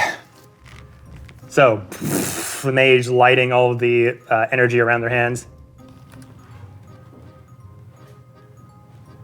You're all okay with this? Just looks around you all to make sure that, again, things are okay. Would this be considered unnatural? Yeah, Very unnatural? it's a spirit. Wayreth is not okay. No. We already tried. Against the laws of nature. So while you two were kind of not dead, we did try to kill him, and then it didn't work. So we're just kind of trying to find a path to resolution. Yeah, just hold on. We'll figure it out. The spirit Bobby, my bamps back. The spirit bamps back to let Felix take control for a minute. So, yes. 2 in 1, you could say. It's like a chocolate and peanut butter. Why would you want this? It's like saved on real estate. Imagine we could buy a house and claim it for 2 people, but only live as 1. Crazy. There we go. Is this not going to help us find Ispin? Oh, yes, Ispin is here. So as we're kind of having this discussion, the players kind of catch you up on the things that have happened with Ispin, with the tombs, with the story. And as that story unfolds, your reaction. So, is Ispin dead or not? We don't know. Actually, not quite sure about that. That was very fuzzy with those details. Lord Belkin? Maybe your friend can answer, Felix. It's Becklin. Becklin, sorry. I thought we killed Becklin. You did summon us. Sorry. Yes. That was Bakaris. Too many names. All right, just take a seat. I can explain. All right, go make sure the word does not get out in time. Hopefully we can solve this by the end of the night. She sits down, and they talk to you, kind of all dressing you all at once. Ispin was a dear friend of mine. Came up in the ranks together. I went the way of the night. Ispin decided to go his own path, as Ispin always does. The people here at Kalaman were hearing, our regiment, hearing rumors, whispers of winged creatures taking over towns off into the east. Skirmishes that were rageful, slaughtering innocents. We weren't sure what these creatures were. They didn't really fit any descriptions of beasts or monsters that we have seen in the past. Ispin went on a scouting mission to investigate further. We lost communication with them.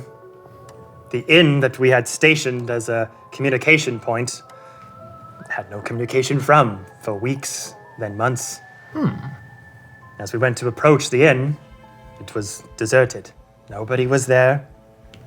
Blood stained one of the beds. It was cracked and dried. No one had cleaned it. It was there. Then found a note under the bed in his writing. Something wicked this way comes. If I should disappear, if you do not hear from me, call my friends to my aid. Oh, That's us. so he might not be dead, but only missing. We fear the worst, and being as how people tend to act in this day and age, we thought simply just sending out a call to aid us. People have their own agendas. People don't want to get involved in these things. We figured a funeral, a celebration of life would be more than enough for those who may have felt less inclined to be here and meet with us and address the situation. But if what you say is true, it seems like that communication was intercepted somehow, and maybe we have some people in our ranks that... And bodies. They say they were, yes. But like you said... Maybe it was that little delivery boy who was so frustrated. Oh, he was funny. He saved my hide, actually. Oh, Squire Garrett, yes. He can get a little bit flustered Garrett. sometimes, but he's a good lad. How many letters did you send out? I believe we sent out 15?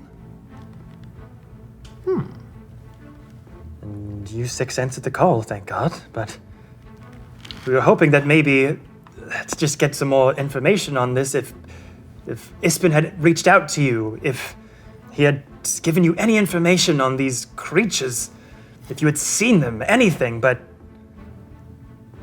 seems like that's not the case. No.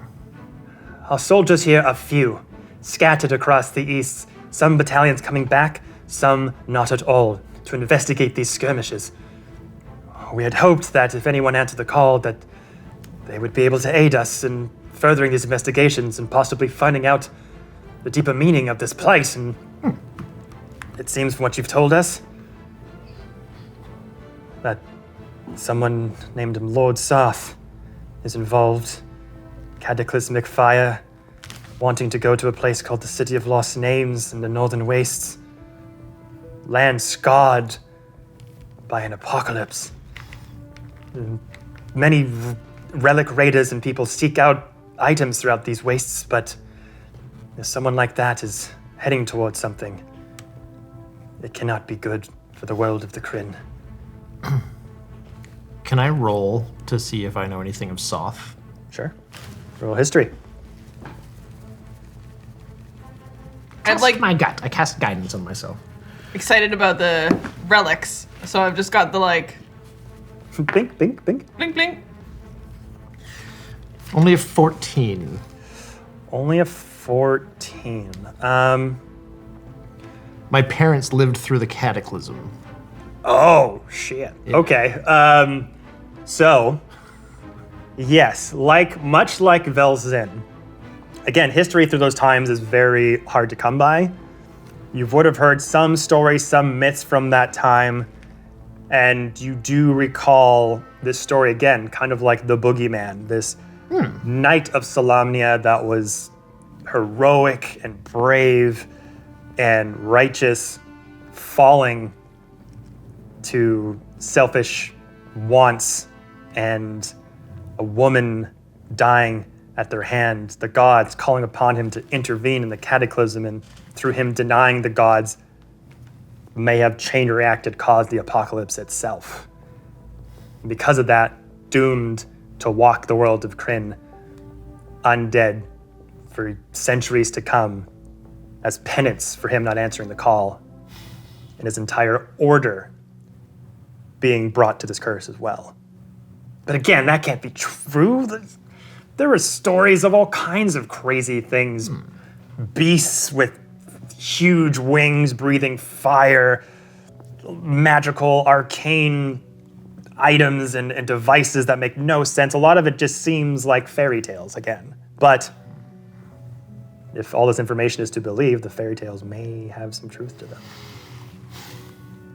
Well, friends, and be you friends of Ispin, who answered the call of his wake, I consider you friends of mine. Tango, we already know each other from our adventures with Ispin, but there is a chance he is still alive. And I think it better that if we were to answer the call to grieve a friend that we all lost, that we would answer the call to potentially save him, for he might be in danger. I don't know about this Lord Soth business being true, but if it is, this is a test of the gods. I don't think they have left Kryn as everyone has said, for I feel Chislev's might within me every day. But this might be a test. I have to agree. If Ispin is alive, then I would like to find him. Yes. I owe it to him. Well, I don't believe any of the gods are still alive and answering people's prayers. I, too, would like to go and find my old friends. I was only here because a long time ago, Ispin and I made this bet that we would never see each other again. And he bet me and challenged me that I wouldn't show up to his funeral. It's the only reason why I'm here. Since he's alive, possibly, I don't see a reason to go after him. It's too much goody two-shoes for me. If you Felix, you're made carrying our guide. If you made a bet, technically you showed up to that funeral. And you can rub it in his face, and I will vouch that you are here. That's also not the only, deal that you made. You also made a deal with something else that you carry with you that seems to be invested in the outcome of whatever it is that we're about to do. Oh, you're right. I did do that, didn't I?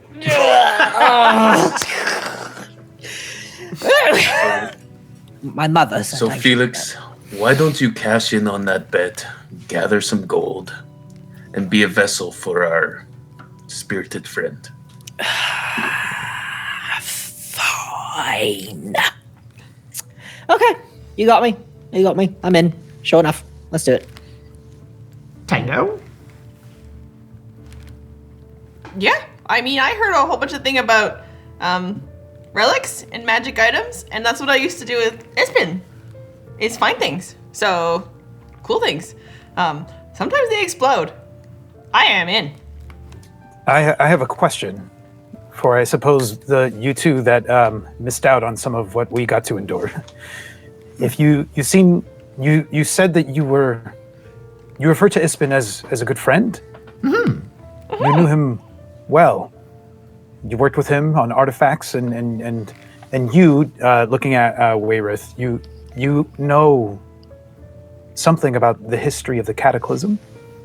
A bit, yes. I'm relatively middle-aged for a dwarf, but my parents, you see, Farouk and Grisselwaith, lived through the Cataclysm.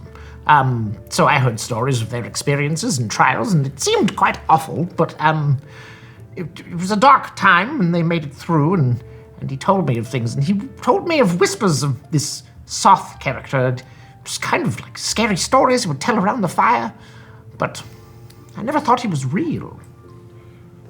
So I suppose in the interest of time, we should go forward believing that he's real and that he is here to do something very bad. And that Ispin, who was dear to all of us, or at least most of us, was trying to intercept that. If you know Ispin well, last he was seen in East Ansalon, but we also know that this Lord Soth was seeking something, perhaps, somewhere else. And we So know where do we go? If Ispin was last seen in the east, but he's not there anymore, then maybe he's already gone north. That was my thinking. Perhaps. I'm assuming, based on that note that was found, that he's been held captive. Yes, if he left of his own volition, he would have taken that note with him. Mm-hmm. So I agree with Wayreth. But the only clue we have as to where he's gone is, well, what a ghost told us. Wait, you said that this thing within you, Felix, was in league with Soth? I think so. Used to work under Soth in life, I believe. Well, and under Soth's orders was who set up this, and I gesture. If we're still in the room where everything happened earlier, where the two of you were murdered, I gesture to where your dead bodies once were. This is who set this up. That's who's inside of him. And we're taking this thing with us. Yes. Did Because anyone we ask can't it kill about it. Ispin? I don't think specifically. Well, his name is Kadra. Kadra said that there was some interest in Ispin. Perhaps he knew something, or he was some sort of threat to Soth, and that's why they wanted us killed. They thought we were in league with Ispin and knew something as well, but we don't. If they wanted us dead, then perhaps we pose some kind of threat. I think that is actually the case. That's There what is I'm- something unusual about us, and perhaps it's rude to point it out, but you know we live in an age of men and humans, and us here, we're all the type you don't see very often in this world. Dwarfs, gnomes, half-elf is rare indeed.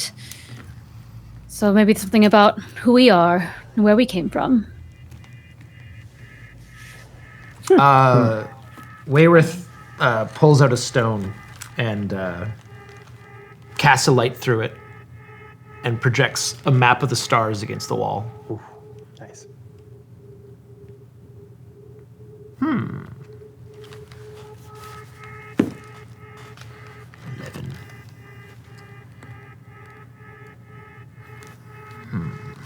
Very interesting indeed. I do think there is something in the stars relating to this. It is not a good omen.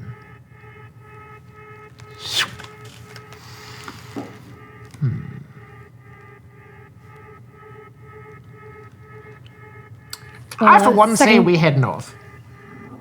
I Sorry, quite agree go. with you. Oh no, I quite agree with you. I think the thing that is not good that it's going to happen is the second cataclysm. And at this All point, right. you hear footsteps coming back from behind the wall. The guards. We found some of these relics down there. Might be of use to you. Put some down on the ground. Some of them are broken from the exploded tomb that Felix did, but there were a couple that were able to be retrieved. In front of you, you see a longsword. You see a breastplate. You see a shroud covered in leaves. That's about it. I'm just gonna pick up the shroud covered in leaves. It's kind of got my name on it. So you pick up the shroud and it has like this sort of layering of leaves that kind of jet out from here, almost like bird feathers, with one layer kind of this autumn orange, another layer of green, another layer of like yellow, aged yellow. And then behind it is kind of like this rough brown leathered hue. You just pick it up. There's all these autumn leaves woven together. Do you put it on? Can I roll like what would be like just an insight check to see if it feels like a good idea? Insight check the shroud? Sure, go for it. Like, what's it feeling? Just to determine my feeling on this. Chislev, is this something you sent me?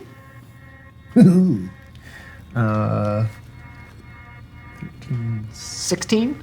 16. So you're kind of looking at it, and woven into the leaves is kind of like this glitter. Like some parts are kind of a silvery glitter, some parts are kind of a gold glitter, like wove sort of into the fabric of the leaves. Like the veins that sprout out from the bottom kind of tinkle into the twinkle? Yeah, twinkle. Don't tinkle. Please don't do that. Twinkle in the light. And you're kind of looking at it, and it has kind of this high color, like, huh. And all of a sudden, it literally vanishes from your hands and appears on another part of the room and falls on the ground. Oh! Ah, chase after it, and I'm just gonna put it on. Okay. Hit my horn. So this thing, you'd have to attune to it. Okay. It is a Cagonesti Forest Shroud. It appears to be made of autumn leaves woven together. While you wear this cloak, you have advantage on stealth checks. You can use as a bonus action to magically teleport along with any equipment you are wearing or carrying to an unoccupied space within 30 feet of yourself. You also then have advantage on the next attack roll you make before the end of the turn. Once this bonus action is used, you can't use it again until the next dawn. So it is kind of a one and done once a day for the teleport. Interesting. Okay. And you're able to pass it on to friends if they wanted to use it as well.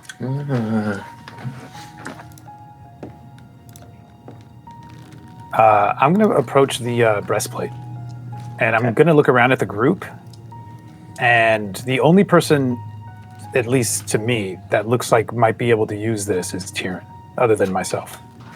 Unless I'm mistaken unless my eyes deceive me, I'm going to pick up the breastplate and examine it.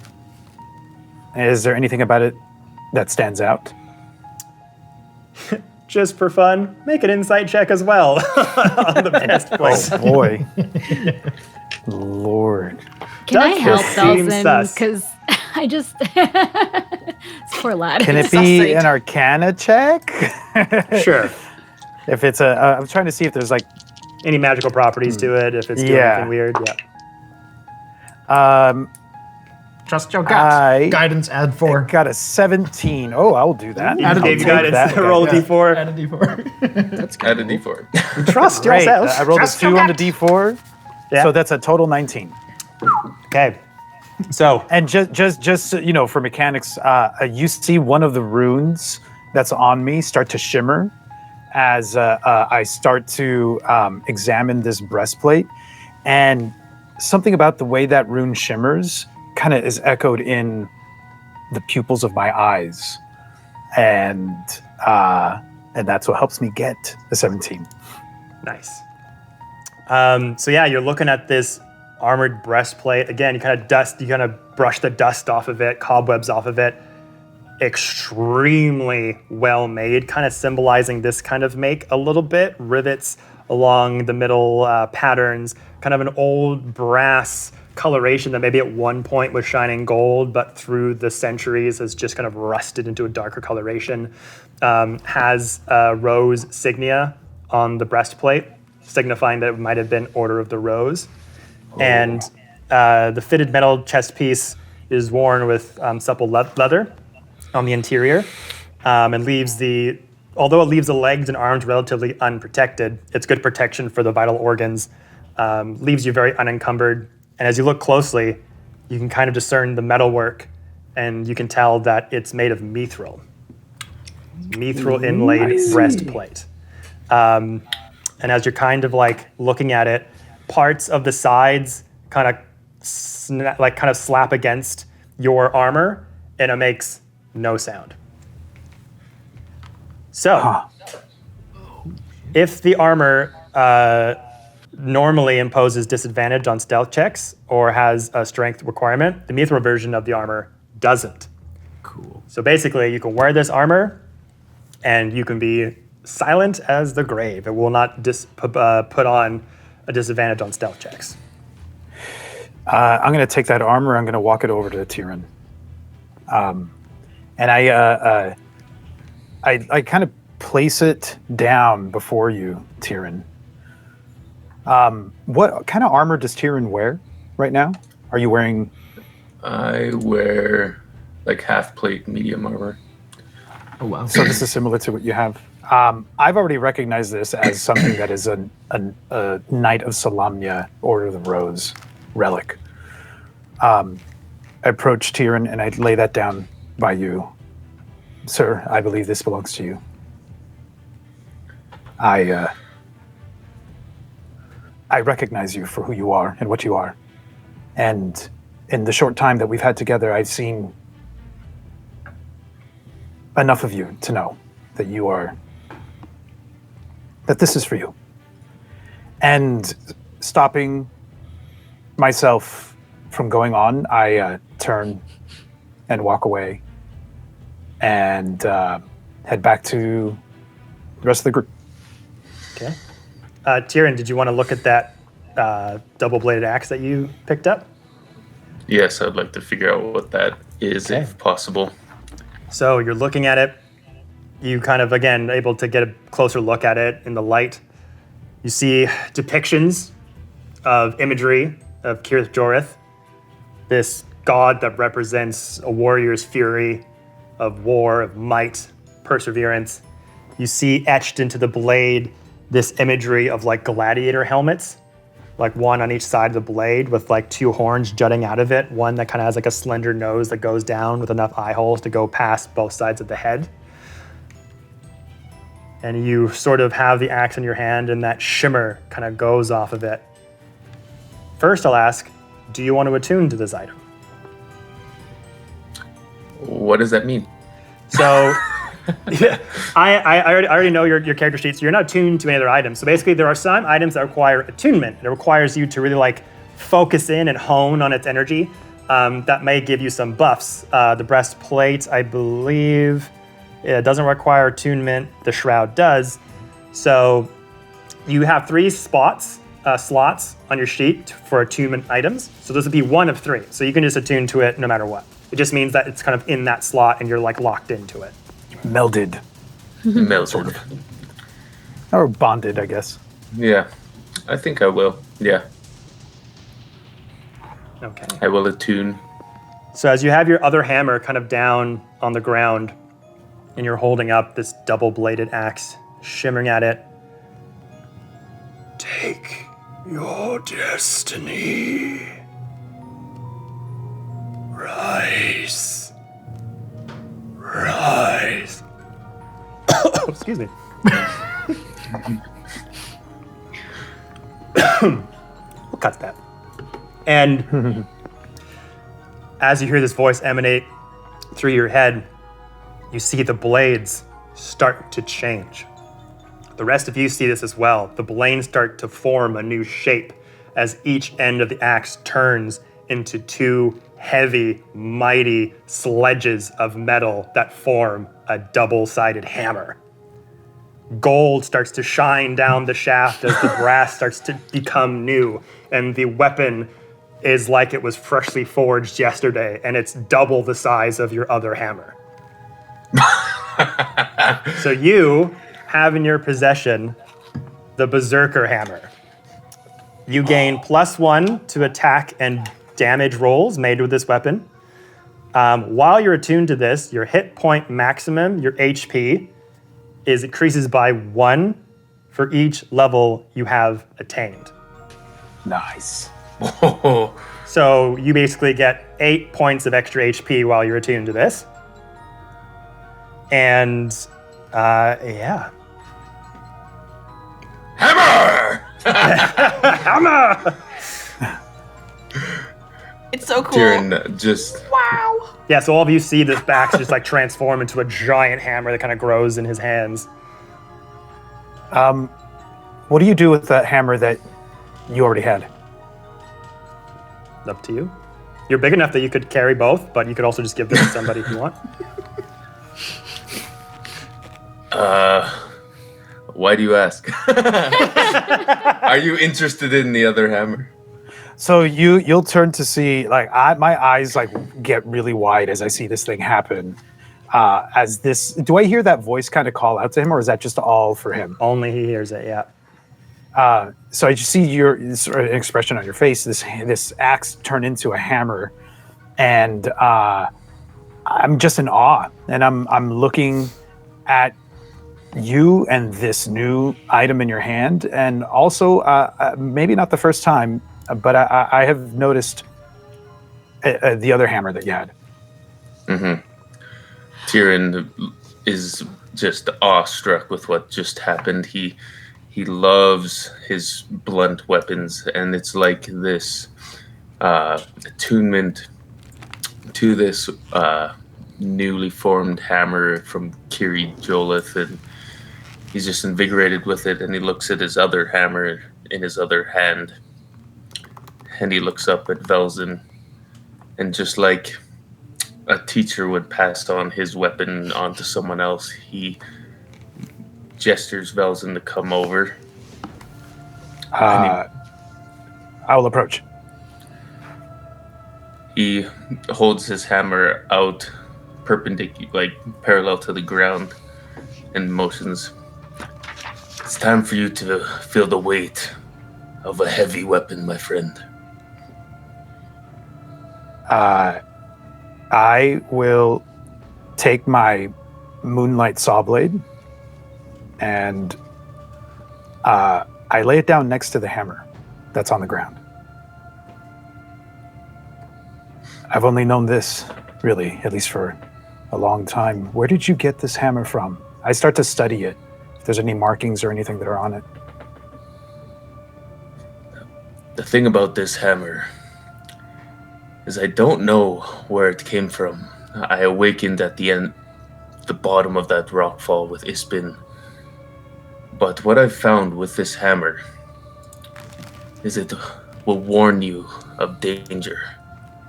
It will give you a keen sense on what's around you. If there's something wanting to attack, you cannot be surprised.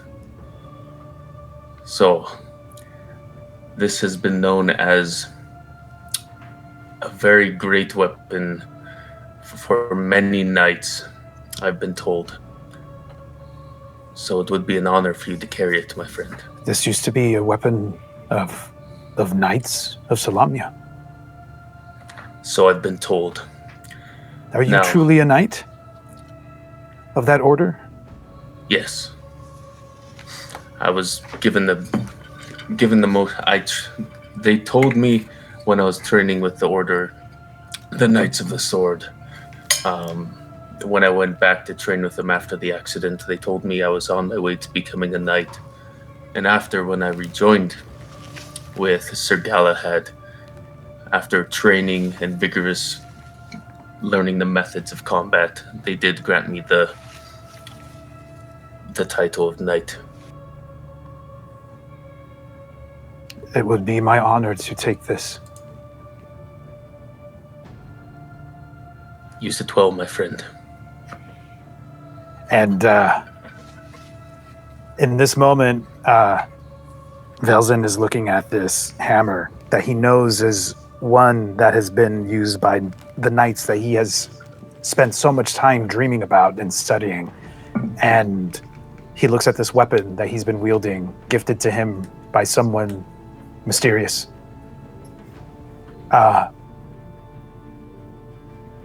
And he picks up the hammer and straps it to his back.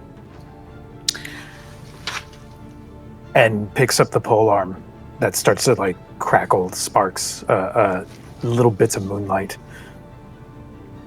I'm not quite done with this yet. As you shouldn't be, my friend. That has served you well. But I thank you for letting me borrow yours. I kind of during this slight pause, I sort of like inch over to Felix and I go, This is actually like kind of a big deal because when Velzin was little, he was just obsessed with the knights, and for him to meet a real one, like this is huge. He used to draw pictures like all the time of himself in knight armor, and like this. Should we get a picture? This is just a like big kind of deal. just make this. Oh, okay. Yeah, this I don't know. We just mentally just okay. We lock this in. This is really good stuff. Cool. Yeah. Okay. That's neat.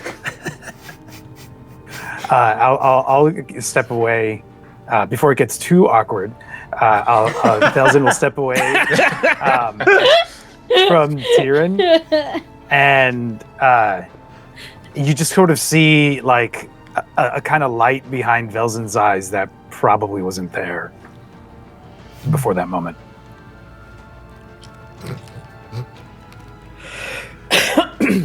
So where are we going? Is there anything else in that pile of stuff? Sword. I was going to. There is a sword there. It is a +1 longsword for anyone to gather. It doesn't have any crazy magical properties to it. But Felix, you did pick up the dagger from Cadrock. Oh, true. Yeah. What is it? I don't know. Yeah. So I will just, for brevity's sake, just tell you what it is. +1 to bonus attack and damage rolls made with a weapon. You can use an action to cause thick black poison to coat the blade. The poison remains for 1 minute or until an attack using this weapon hits a creature. The creature must succeed on a DC 15 Constitution saving throw or take 2d10 poison damage and become poisoned for a minute. The dagger cannot be used this way until the next dawn. Again, so it's a 1 dagger and of done, venom. 2d10. Word. Whoa. Dagger of venom. Fantastic. So I'll take this, and Felix is like, kind of whispers to himself, like, "Can we do a ceremony too?" To like the spirit inside himself, and it just kind of like gets on his knees and be like, "Here's your thing," and then gets back up. He's like, "Oh well, thank you very much." And I was like, "Oh no, you really deserve it." "Oh yes, I really, really do. Thank you very much." All right. So as all this is going on, weapons are being exchanged, looking them over, like doing a couple practice swings, putting on the breastplate, wielding the new double-bladed or double-headed hammer. Becklin addresses you once more. Well, seems like we're going to the Northern Wastes then. Whatever soldiers I have left here, we could accrue. We do have boats in the harbor that we can use to get across the water towards one of the docks that starts in that place. And then Wayreth, the black-robed female mage, comes out and says, "Hold on. We can make this a bit easier. We don't have many soldiers here left. And if we take all that is left, we'll leave ourselves open to attack. I suggest," and she reaches in, grabs a scroll out of her cloak, "we'll let our new friends here lead the charge into the Northern Wastes. We can give them a crew to send the boat over to the Northern Wastes. They can begin their journey." Brings out a sending stone. "We can give this to them to communicate. Once they've found more, and if they need reinforcements, I can give them this scroll of teleportation. They can set up a circle. I'll set one here. And should they need reinforcements, we'll set up a line of communication. They can bamf from there straight back to the keep. What say you?" I assumed we were doing this journey by ourselves anyway, honestly. We're getting paid, right? Looks over to Becklin. Yes, I believe payment can be arranged for you if you like. Like a of course. finder's fee kind of thing, or just like a taxi ferrying fee. Cool. Or maybe sort of a deal of like if we find any good loot out there and exciting relic type gadgets or magic items like these, maybe we just all agree that we own them all or have like finders keepers dibs. I thought Yes, that was a should you given. find any ancient relics from the past, feel free to collect that as payment. These items here are yours. Use them as you wish. If you want to set up some sort of payment, we can talk about that when you return. Oh boy. But the realm is indebted to you. We cannot thank you enough. Yeah. We have cabins When do we here. leave? If Soth, this entity, this undead force, is headed towards his destination, we have to try at least to beat him there. We would have to sail tonight. We can give you cabins in the castle to rest, and we could leave at dawn and try to get there as speediest as we can. Sounds good. A little bit of rest would probably be good for us, considering what we might face. And what we've been through. If you run into anybody outside the castle gates, keep this between us. Don't let anybody else know what happened here. If the city learns that its leaders are slain, chaos could run through the streets and... Oh boy, I don't want to think about what happened next. So you're going to hide it from them? We're going to try to ascertain new leadership, tell them what happened when leadership is in place. As far as they're aware, nothing has happened. They're all still celebrating, and they'll be celebrating long into the morning, trust me. I will get word back to the Solamnic Knights, and maybe we can send for backup, whatever is left out there. They have to know that some of their orders may be in jeopardy. But we have a heading. Northern Wastes. It's a large landmass. I hope you can find what you're looking for. Said you've lost names. Good luck to you. Peace, suckers. I'll be in communication to the Sending Stone. May the gods be Wait, with who you has all. the Sending Stone? Wayreth, or the mage had it, and just kind of held it out for someone to collect. So any one of you could take it if you want. All right, I'll do it. I'll be the responsible one. Wait, no. I hold up my hand. Wait a second. Half of you might be... We know half of you is not very responsible, and the other half is definitely not responsible. Well, don't be. That's still half. That's like you round it up. It's still full, basically. Yeah, no, half is really not, how and the other math half works is at all. not that good. Oh, fine. All right. I was just trying to be proactive. Strigid, I mean, I don't know. But yes, Give it. Strigid. I take it from Felix. I'll keep it. It's fine.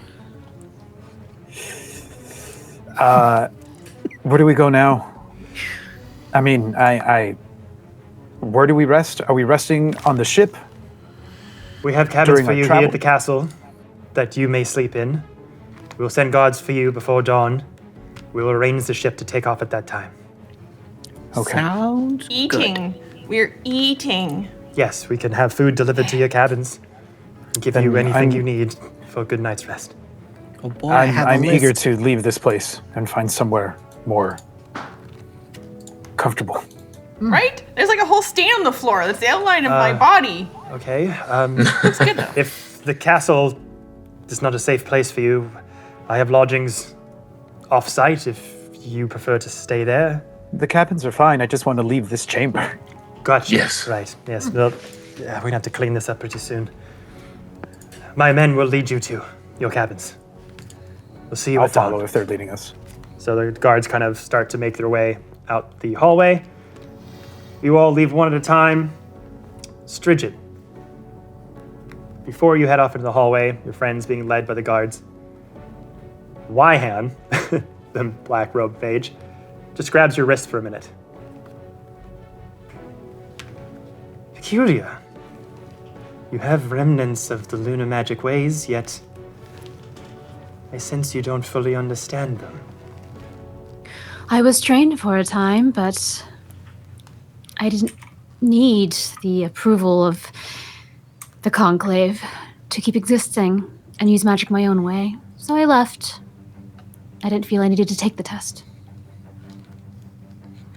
Well, if this journey is about to be as perilous as it seems, you're gonna need favors from not just the gods around us, but the gods that we draw our power from. She reaches into her cloak, take this as a good luck charm, if you will. Maybe it will give you a bit of protection on your way. Shows you shining medallion, carved into it, the 3 moons of Kryn.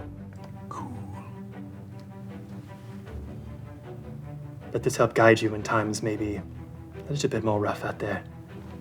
Do you accept? I'll take this trinket. I don't think I need help, but maybe the others need a little assistance. All right. Hands it over to you. May the moons guide your way in the darkest times. The moons Just have kinda always reach guided down the me hallway. to hunt. Nice.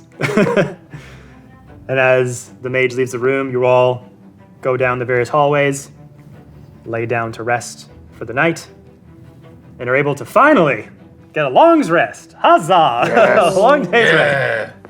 rest. So you can check that up on your sheets. Should be in the top left-hand corner. It says long rest. You can just tap that tank, and that'll give you your health points back and any abilities or buffs that may need a long rest to recover. That should be there as well. Yay. Hell yeah. While we're resting, can I examine the amulet to see, the medallion to see what it does? Sure.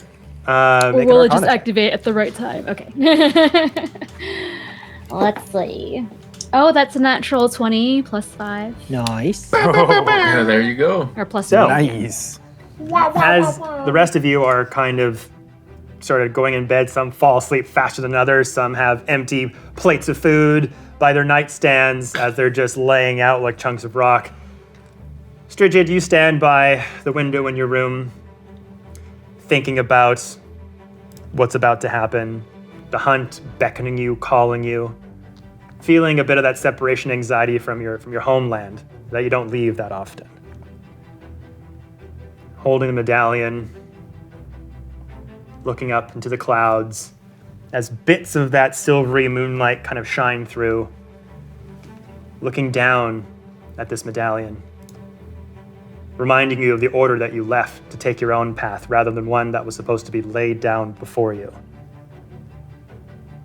And as you kind of are holding it, a bit of the silvery moonlight comes through the window, reflects off of the medallion.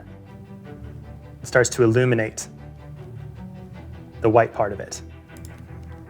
Shines and glows for a minute. You can feel the vibration of the energy surging through you. Clouds begin to part.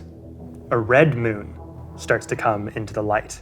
That light shines through, hits the red part of the medallion, hums and glows. The dark, more blackish moon, as all of the clouds start to part, as a sea of stars opens up to you, reverberates off the medallion as all 3 colorations of it start to glow.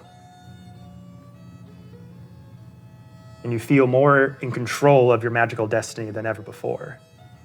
As now you have the ability, once per day, if you don't like where the phases of the moons are at, you can change it and re-roll.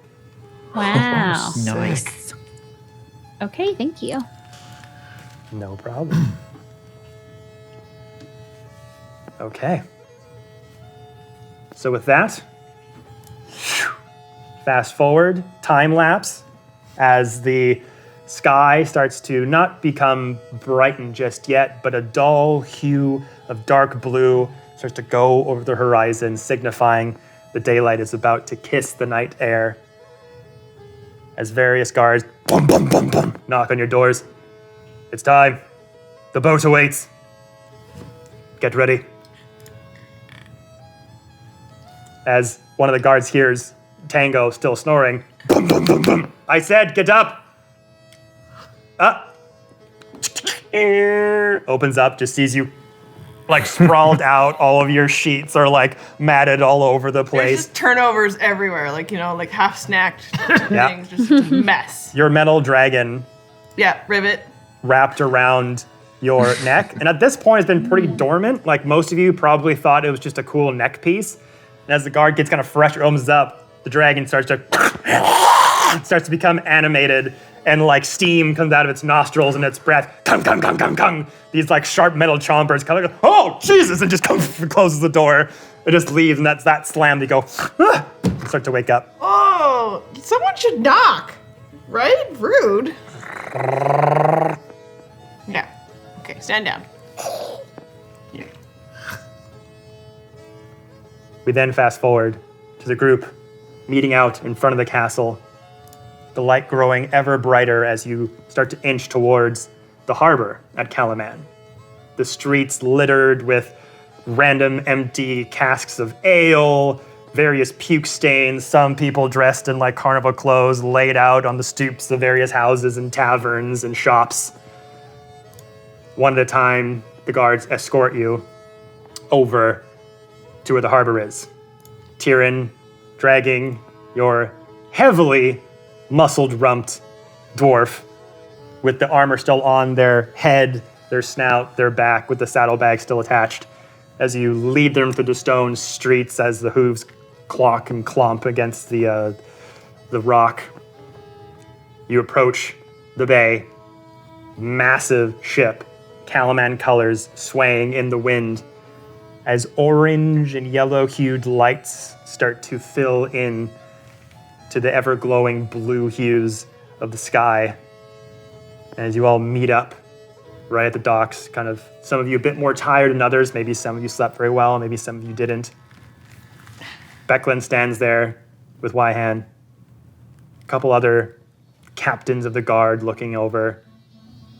All right, everyone ready? Just looks over you all one last time. Make sure you have everything you need. All right. May the gods be in your favor. Should you need us, remember, teleportation circle, sending stone. We'll come as soon as we can. And one at a time. Oh, Felix? Nope, just thumbs up. Thumbs you up. got it. You got it, dude. And once more, you all as a group go onto the wooden parts of the dock, the bottoms of your feet hitting the wood as you clomp forward, the hooves of the donkey hitting the wood. The little slat that goes from the dock onto the board kind of getting a little bit bendy as the heavy donkey goes onto the boat. It's a very small skeleton crew here on the ship. You got your captain, you got a couple deckhands that are controlling the sails, swabbing the decks, all that kind of stuff. As you all get on with your equipment, stand on the deck of the ship, Becklin and Wehen send you off. The ship starts to slowly cast off from the harbor as the sun starts to fully rise. Gleaming, gorgeous, golden orange horizon sets in as the boat starts to cast off from the glass still water that starts to ripple all around. And through the dead of day, you march forward towards the scarred lands of the Cataclysm. Time goes on. The journey takes you several hours. It's not a very close journey. During this time, you've been talking to each other, getting to the crew a little bit, having a little bit of food. It is this point that if any of you wanted to converse with each other, ask each other questions, now would be the time. Wayreth would like to pull Strigid aside, or find an opportunity to speak alone. You find me up in the crow's nest, and I'm just like, if you want to talk, come up. All right. You go up the crow's nest? Oh, yeah. So, yeah, there's a couple of slats, but for you, you like, maybe you don't really figure it out at first, and you just kind of, you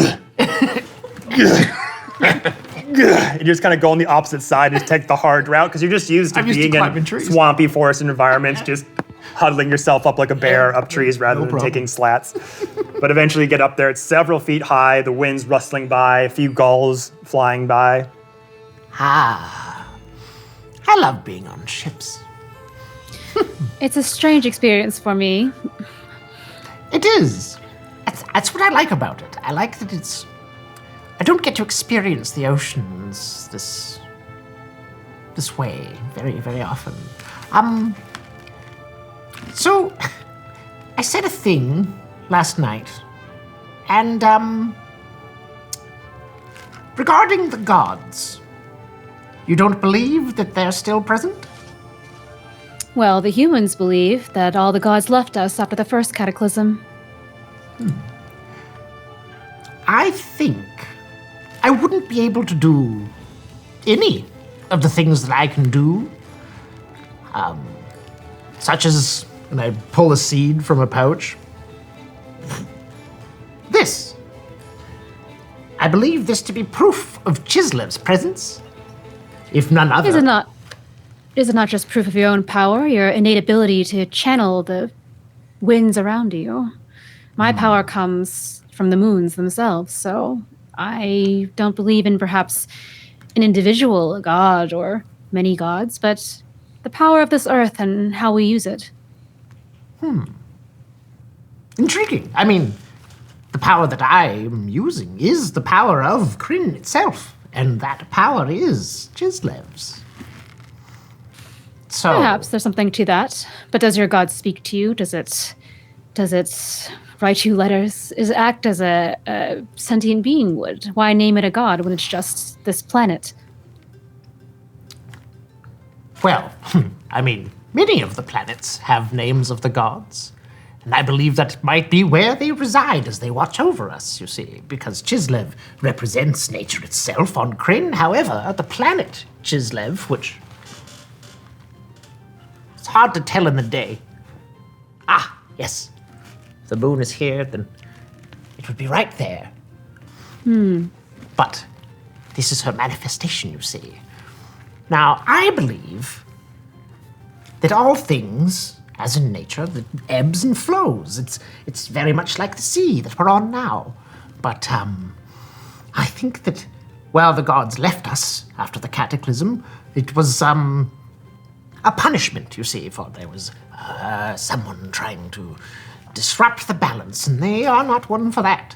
And now, I think they're watching. And I think that this whole period of time is but a test over the last 350 years or so. And I think that they are coming back depending on the actions of all of us. So you believe in a god that has the ability to judge us, to decide when and how and where to leave or come back? You believe in a thing that, perhaps because you are long-lived, longer than I, perhaps. You are a dwarf. I hear your kind live quite a long time. You are able to see these changes in what God decides. And yet, I can only see what I open my eyes to every day. What I eat, what I breathe, what I can smell and touch this day, today, and perhaps tomorrow if I don't die. So to me, your idea of God and pleasing them, displeasing them, waiting around to get their approval or not seems far-fetched. Seems like a waste of time when we could just be doing whatever we want anyway. Fair enough. I was just curious as to why you think the way you do. I believe I've seen now, so. I don't begrudge you your beliefs, but they are not mine. No. That is fair. I would just say, I mean, you do have powers, and I believe you do have some sort of relation to the moon, and I know it is something you can see, and it is there, and it is present. But I believe there's more to it, for it is not the gods Luinari and Nuatari, Lunatari, and Solinari that represent the moons and grant the powers to all the different lunar sorcerers at the Mage Tower, is it not? I believe it's more of an attunement of the individual. But if you are right, then that would be very wondrous indeed. If something or someone or some being is caring for us and choosing us, but I do not believe that I am special. You don't believe that you are special? I mean, look at you. I've never seen anything like you. It's kind, but it's been more than a curse in my life. Perhaps you just need to change your surroundings. I did. I tried to live with the humans and learn magic, and I just wanted to go back to the forest, so I did. So I did what I wanted to do. But I also live in a forest. You know what? If we make it through this, you should come to Wayreth Forest. You have a forest named after yourself. No. I'm named after the forest. Oh. Yeah. I've never met a dwarf before. I didn't know how long-lived you were. Perhaps you're allowed to name your own forests. You live for 300 years. That's so wholesome. Well, I accept your invitation if we survive this. I appreciate you coming to talk to me, and I'm sorry if I bothered you with my talking of dead gods. I wasn't bothered at all. Not at all. I shall leave you up here. Appreciate you talking to me. Do you need a ride down? And I cast Featherfall on you and just sort of push you off. You immediately are like, you're kind of in this like bucket, and it's like it's like enough for two people to hang out in. You're having this conversation in Wayreth. You're kind of like leaning a bit more on the side than, you should, baby. And Strigid's like, hey, let me help you down. Just pushes you to go, cast Featherfall. You go, this is quite nice, thank you. As you fall down to the base of the ship. Is there anyone else that wanted to talk to anybody?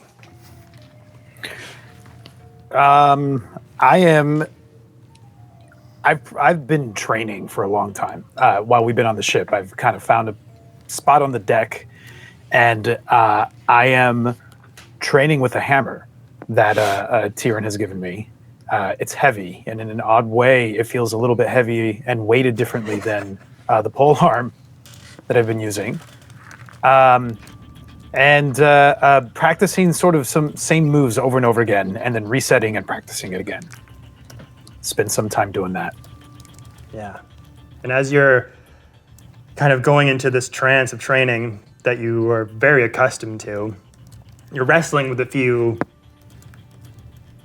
various thoughts as well, this conflict that's been with you since that spirit took a hold of you, went down into the tomes itself, this conflicting ideology of these glowing examples of good and righteousness that you've been aspiring to be, now finding out that there may have been of some that betrayed those oaths and sought selfish deeds, and just trying to wrestle with that self-identity of sorts, being like, am I on the right path? Am I doing the right thing? But with each swing and with each like movement, you kind of tune in to your own spirit and the way that you want to go about this life of yours. At one point, there's a couple things that flash through my mind as I start to consider that. I'm remembering training with Ispin, and as if one can, with their memories, try to recall two different things and almost remember them side by side to compare them. Remembering the way that Ispin would fight in my training sessions with him, and then right alongside that, remembering how I just saw Tyran fight and trying to see if I can identify any of the similarities between them. Because there's just something about him, Tyran, that reminds me of Ispin. And I stop in my tracks as I start to go down the spiral of remembering being in the trunk, the spirit, where the spirit shoved me, and remembering the moment that I came to and seeing Tyran right in front of me, checking to see if I was okay. And then completely side by side that, remembering Ispin picking me up when I would get knocked down from having a misstep in my footwork. And sweaty, muscles probably swollen from my overexertion. Glistening in the sunshine as sprays of the sea water kind of splash against the hull of the ship, and that salty air kind of envelops you. About to take a break, and a lock from my tied back hair somehow finds its way out and falls in front of my forehead in slow motion, of course. Where'd that fan art at? Just saying. Putting that out there. I take what I've been practicing with this hammer and the footwork that I've been trying to emulate. I take my pole arm and find a sort of way to synthesize that.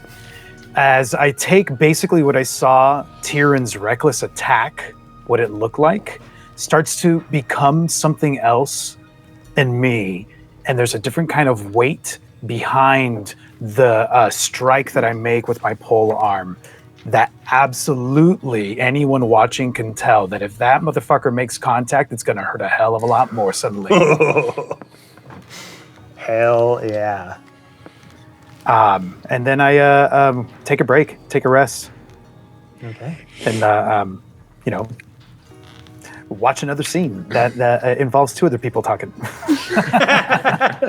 Yeah. To that note, is there anybody else that wanted to talk to anybody, or maybe you're just in introspection and you're just like, I don't want to talk to anybody. I'm just going to wait till we get to where we're going. Totally up to you. I'm going to catch up with each person a little bit because I have been working on, I think we need badges because we're a team now. And so everybody has to wear a little symbol. And so I have so many Tinker's tools and Smith's tools and Weaver's tools and Jeweler's tools. And so I'm making a bunch of things. And so I've been tinkering away, and I watched Wayreth fall out of the crow's nest. And I was like, yeah, I get that. And then I walk past you doing your exercise, and I'm like, get that too. And then I grab my little tools, and I get Rivet to cough up a bunch of gems. I can imbue them all, and I want to make us all a little badge that we can wear, that we can put on stuff. They're going to be made of metal, and there's a symbol for each of us. So I saw Felix throw that coin in the room, so there's a coin as a part of the symbol, and then leaves, because you've got the new cloak. I've seen the crazy pole arm and what it does, so I incorporate that symbol. There's obviously this hammer that we all watched form. It was amazing. And then an owl and a moon as a part of this whole symbols that I blend together to make a little magical emblem that we can all wear. And I'm currently working still away on how I can actually do an infusion as a part of it. So first thing, get it all metal, and then I bring it around to everybody, but let them know that I'll work on the magic part next. But I just gotta see how it fits on you and where you want to wear it. And I mean, I can just we can gun it right into you, but probably better to hang it from something that makes sense. And then there'll be something that looks kind of like Rivet to represent me. So like a dragon around the outside is a circle. I'm bringing that around to everybody. I'm working on that. Is it like keychain sized? Yes. Incredible. I hang it off my crossbow like a little charm. Like on your cell phone you used to hang like little charms. It's like that situation. Amazing. All right. So, with that, anyone else? So, Tyran is just in his little chamber, and he's talking to himself. Or so. Oh yes, the spirits. Yes. Yep. They haven't come out for a bit, but he talks to them when he's alone. So he's conversing with them. He's like, so I remember a lot more than I did yesterday. And Lauren, his little rogue friend that was passed away in battle, it's like, yeah, we can tell you're a lot more charismatic than you were before. He's like, and Tyran's like, yeah, I feel different. I feel invigorated. I feel like I've developed or been gifted this new path. I feel this attunement with Kiri Jorith and Jolith. I feel like he's given me abilities that I don't even quite understand yet, but I can feel that they're there. And Kaz, the stoic fighter, that is the other spirit that accompanies Tyran, says, "Yes, you definitely have been. We've seen you come back, and it's brought us immense joy to see a glint of what you used to be, because you've been conflicted for a while." And Tyran sits and he's fumbling his little bag of runes that's from Lauren, and he starts playing around with them, and he starts casting them and reading them, and sees a message that he is now guided by the light and power of Kiri Jolith. He is now a paladin knight, led by the light to protect the realm. That's right, everyone. You now have a paladin barbarian on your side. Nice. Level dip into paladin? Damn. Yeah, on the sidebar, I was panicking because there was no healer in the group. So wow. You were not the only one. Yeah, let's see if we can get some support heals and buffs going. And then, he was just eating some berries. All right. Laughing on your first ever game. Yeah. Yeah. All right. So if nobody else has anything, move on to the next scene. Okay. Wait, just before we do move on, has anybody been keeping an eye on Felix? Up to you if you want to bring this to everybody. Well, I mean, I'm probably, at one point, we're probably all sitting around eating, and I'm gonna... unless Felix wants to chime in, I feel like you guys have been talking to each other in some parts and just sitting by yourself in some others, but this whole time, Felix seems a bit separated from everybody, unless Felix, you would say different. Yes and no. I think Felix right now is trying to break into whatever is being locked away right now. But... Up to mischief? Yeah. I don't know if we want to focus. We don't have to focus on that. My thought was Felix is trying to figure out what it's like to have two people inside him, first of all. Whoa. And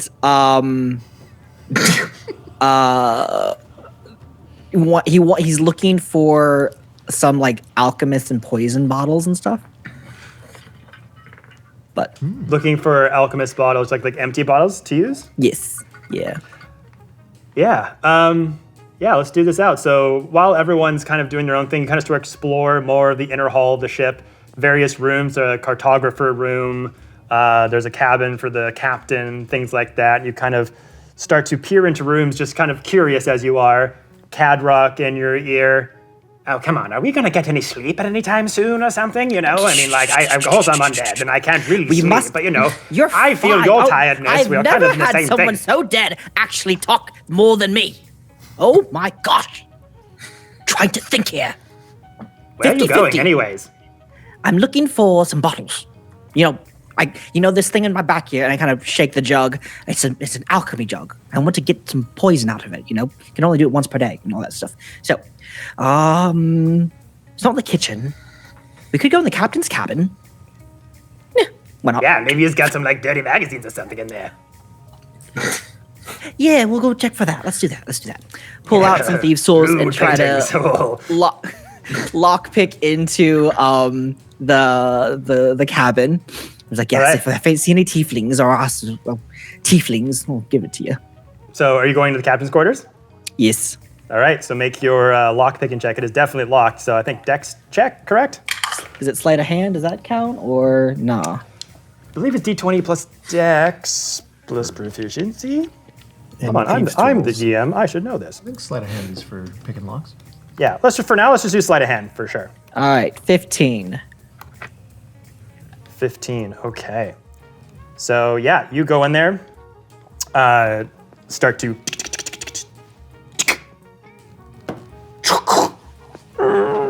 open it up. You notice that the captain is at the steering wheel, so you're kind of sure that they wouldn't be in here at this point.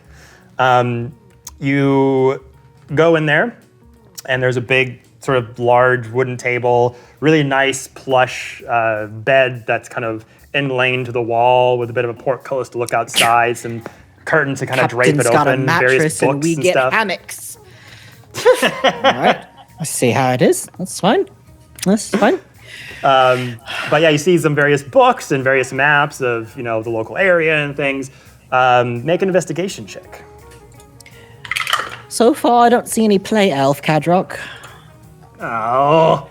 Unfortunately. It's only a 7. Only a 7, yeah. So in here, there doesn't say empty vials or anything. It's more just like maps, books, novels. Is there any type of corked potion or like a whiskey bottle that's got something corked? Yeah. With a 7, I'd say make the investigation at disadvantage because you checked once and just couldn't see anything in the corner of your eye. Disadvantage. Okay, that's a good first start. That is a horrible one. 5. 5, yeah. Doesn't seem to be anything in here. It's like, oh, I hear footsteps. Oh, come on. And then I step out the door. Tango, what are you doing down here? I might ask you the same thing. I am here to steal something from the captain's quarters. Oh, me too. Sweet. You are really bad at lying. Jesus. I wasn't lying. This little one, you never know. She talks about explosions all the time. You don't want to go. Well, I mean, you're pretty good at exploding stuff yourself. Well, thank you, actually. Do you want to steal something with me in here? Yes. Did you find anything good? No, but maybe a fresh pair of eyes could help. And open the door after you.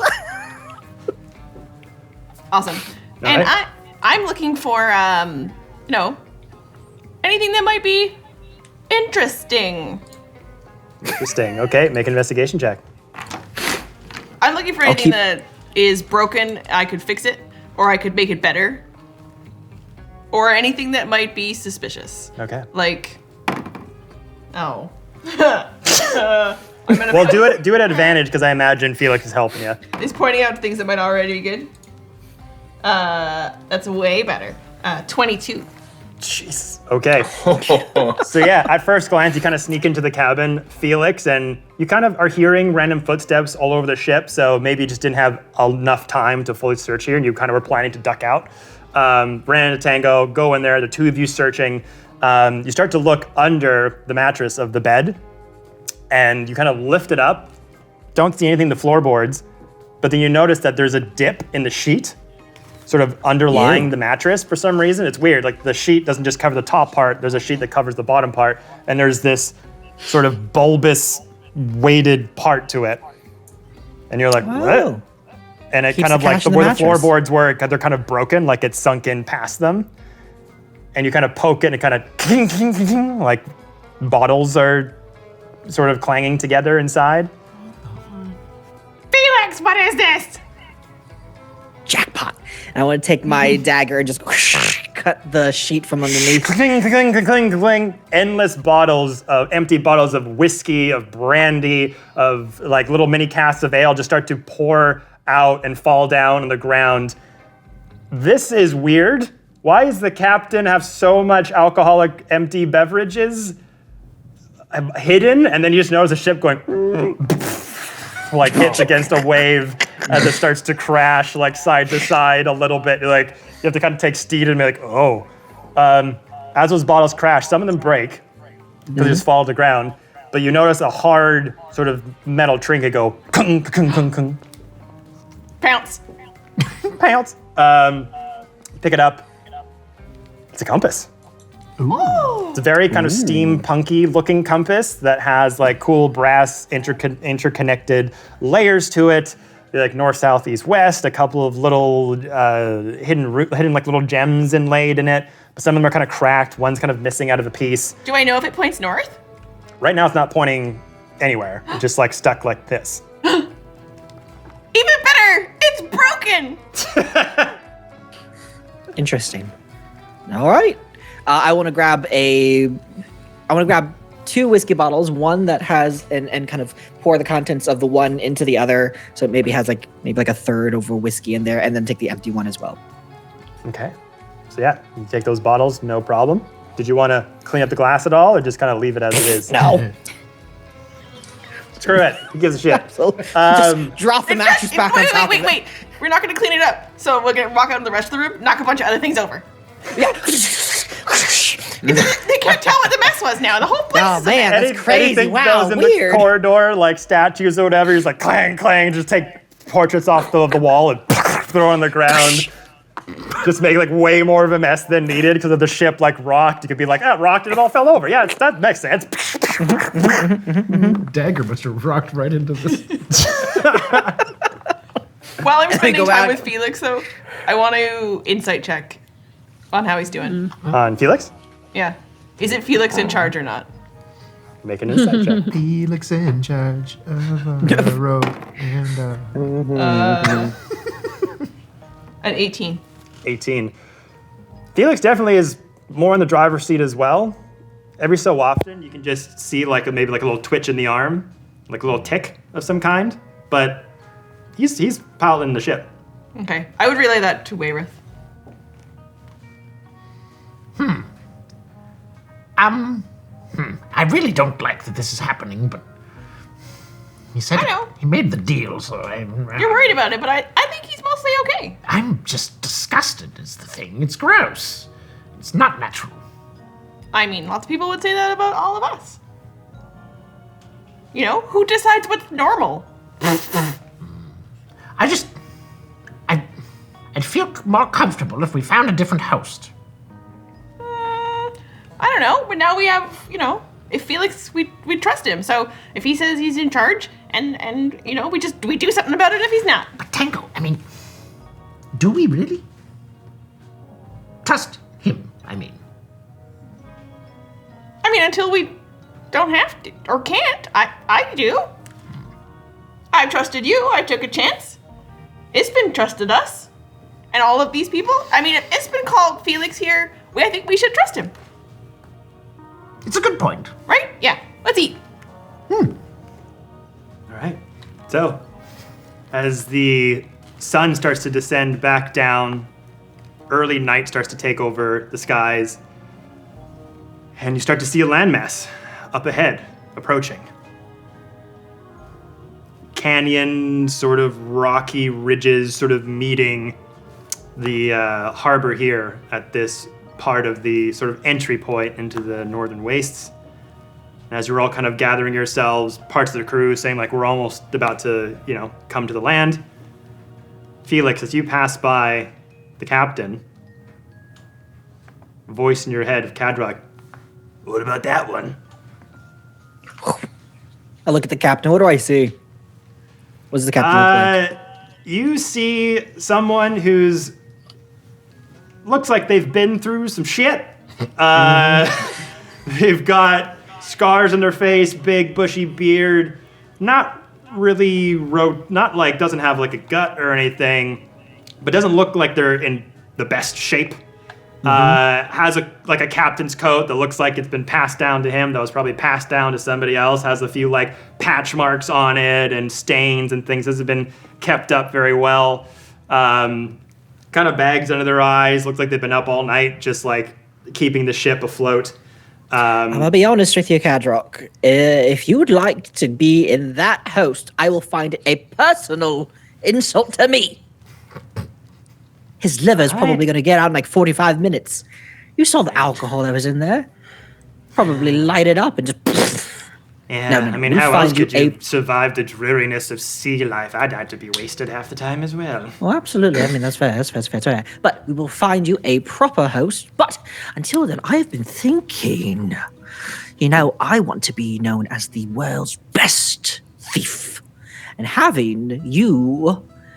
with me could help with that. Just imagine, picture this. We try to sneak into a vault, but it's guarded by guards. And you possess one of them, and I use my sticky fingers, and we get in, get out, and no one will know the difference. Just because... And I kick him in the balls. You can do whatever you would like. Just a swift kick to the nods, just as a laugh. Absolutely. You self-deprecate yourself. And then I transfer into the other guard, and then I kick another one in the nods, and then I transfer to another one, and it's just like a chain effect of nod kicking. I'm just saying, it could be pretty cool. I like this. When do we start? Right now? Maybe later. When the time is right. Hey, by the way, do you have like a code word maybe? If there's something that we want to get sticky little fingers on that you could say something? Oh, like an unsafe word. Yeah. What about rutabaga? No one uses rutabagas for anything. I don't even know what that is. I think it's a turnip, I think. Sounds very turnipy. So, rutabaga, and then we can do whatever. But I think my time is almost up, so my 50% is over here. I think it's your turn. Deal's a deal. All right. High five, and he forces you to put up your hand as he just takes the other one and goes, claps it, and as it happens, posture changes a bit as Cadrock now takes control. And as the ship starts to get closer to the landmass, hits next to the shore, connecting to the dock, the captain, all right, we've arrived at the Northern Wastes. Have at her. I guess we're staying here a while till you get back, because I don't know how you get back if we weren't here. So I'll be here, the crew will be here. Don't die.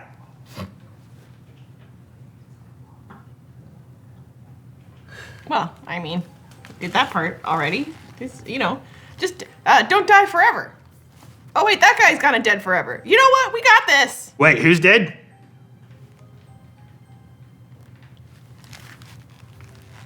Don't worry about it. Yeah. Confusion sets in. Everyone starts going off the dock. Is there anything noticeable as we approach? Like, does it look like there's unrest, or does it look like a pretty calm? Is there smoke coming from anywhere? Is it desolate? Yeah. So you're sort of looking on into the rocks ahead, and you're just seeing a sea of jagged rocks along the shore. Beyond, red-hued canyons carve their way through a harsh landscape. So in the distance, you see mountainous crags and strange formations that jut skyward.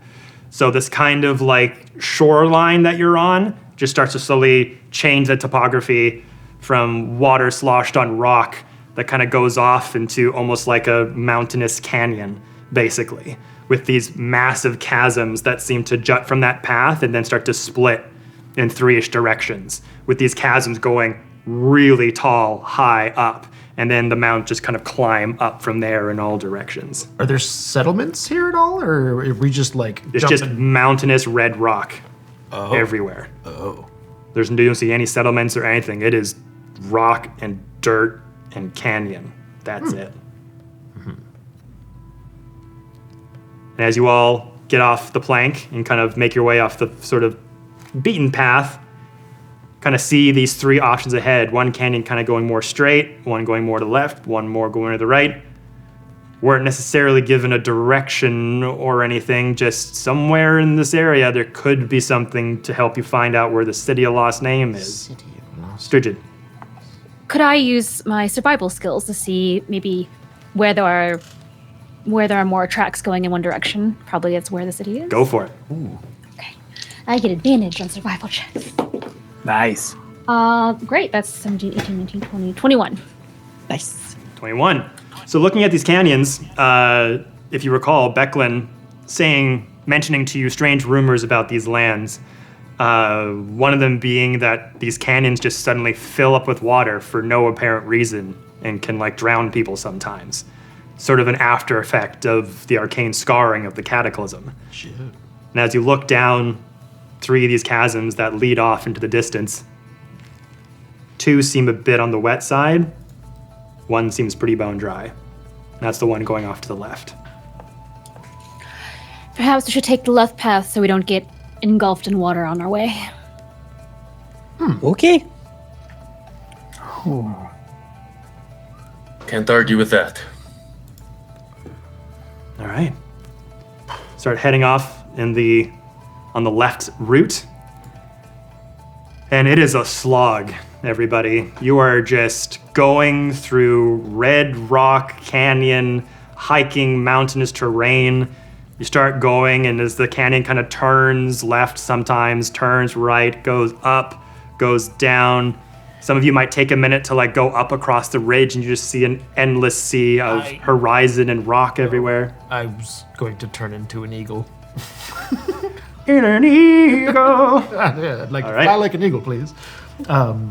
Go for it. Yeah, I'm gonna use wild shape, and I'm gonna scout so that I can go to see if there's any sorts of sign of anyone being here before us or any sort of settlement in the distance. Okay. So I can get an eagle eye view, as it were. As you get up there, make me a survival check. Survival? As well. Okay. When I see him turn into a bird, I'm just gonna be like, that lying son of a... He told me he couldn't turn into birds. It's new. It's new. Survival's 11. All right. Well, so to you kind of get up like on top of the ridge, right? There's just two large canyon rock walls that kind of go up several feet. Get above them, and it's just a flat red rock canyon for quite a while. Looking over the topography of where you are. I like that word. I say it a lot. Looking over the landmass of this area, you can see that it's pretty red rock. It's got a red rock formation for some time. You kind of look off far, sort of an easternward of the waste, and you see it trying to change into like a deserty sort of environment where the rock sort of changes into large pits of sand, and some with like big massive dunes that kind of dupe down like craters. And as you're getting kind of an eagle-eyed view, you notice that this land has a lot of like giant potholes. Like the formation from the top of the canyon walls looks like massive like circular embedded pits littered all over here. Like someone took a bunch of rocks from the sky and just went hurled them down like meteors and just made massive, and with your knowledge of the Cataclysm, knowing that like rain fired down from the heavens at one point, and this being scarred from it, you can imagine that like the brunt of those like meteor-like forces probably just landed all over here. Whoa. Causing the rock to split and cause all these chasms in the first place.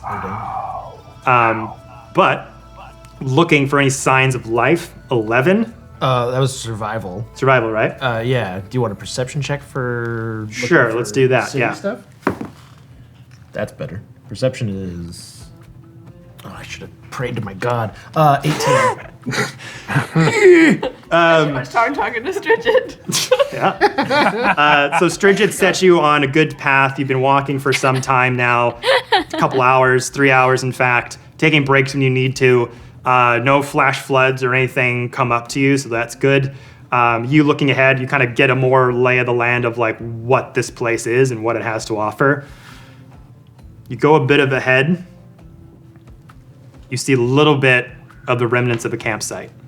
Oh. Maybe like 20 or so minutes ahead of them. But no sign of a city of lost names kind of thing.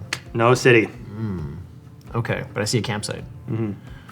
Okay. How long have we been trekking along? This is like hour 3 or so by now. Hour 3? Okay. Forever! I'm gonna come back down land and back into myself. Tango. Yeah? That was the first time I've ever done that. It's new. I hope so. It's brand new. I've never flown before. It's wonderful.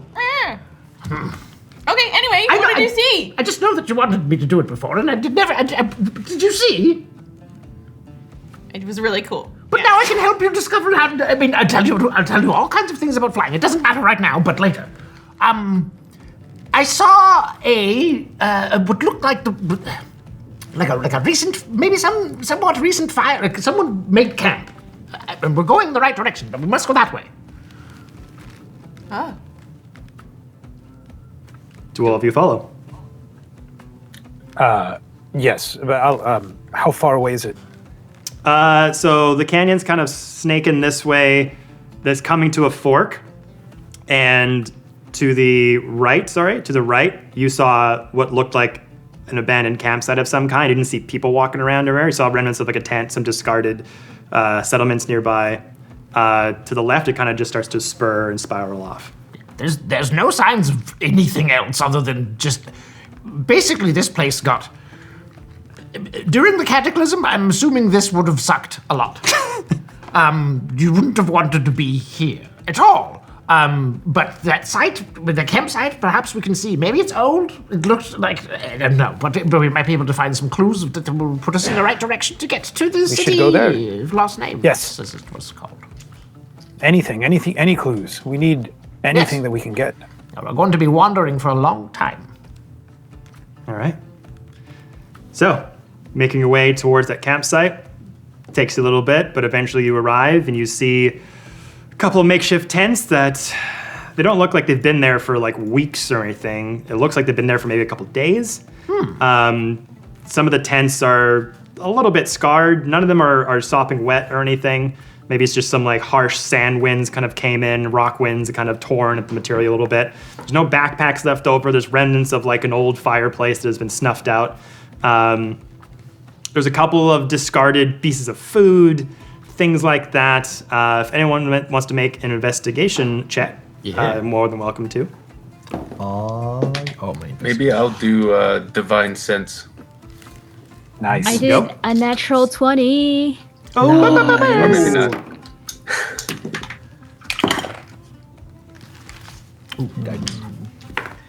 I didn't beat that. I'm also just like where there are snacks, water, a place to rest my tiny feet. This is like so many more steps for me. Did we bring the donkey? Yes, the donkey is with you. You brought it on the ship, so it's been clopping behind you as you've been going forward, kind of giving people breaks when they need to, if they're feeling a little tired. Carrying some extra items in the saddlebags. Sweet. 17. Rather than investigating, I'm kind of standing guard and seeing if anything approaches. Ready in action in case something pops out? Okay. So, yeah, I'm going to use Divine Sense to detect good and evil. All right. If there's anything. So with those newfound paladin ability, you kind of clutch the sigil on your armor, sends out this radar signal out, and no frequency seems to come back to you, sensing any danger. Seems pretty cleared out in this region.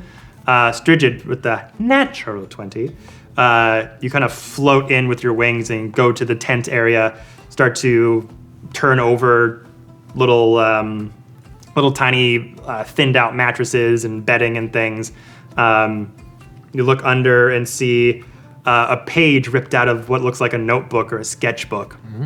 And there seems to be this drawing made of this arch of some kind that has runes sort of etched into it, and parts of the moon's phases are etched into the sides of it as well.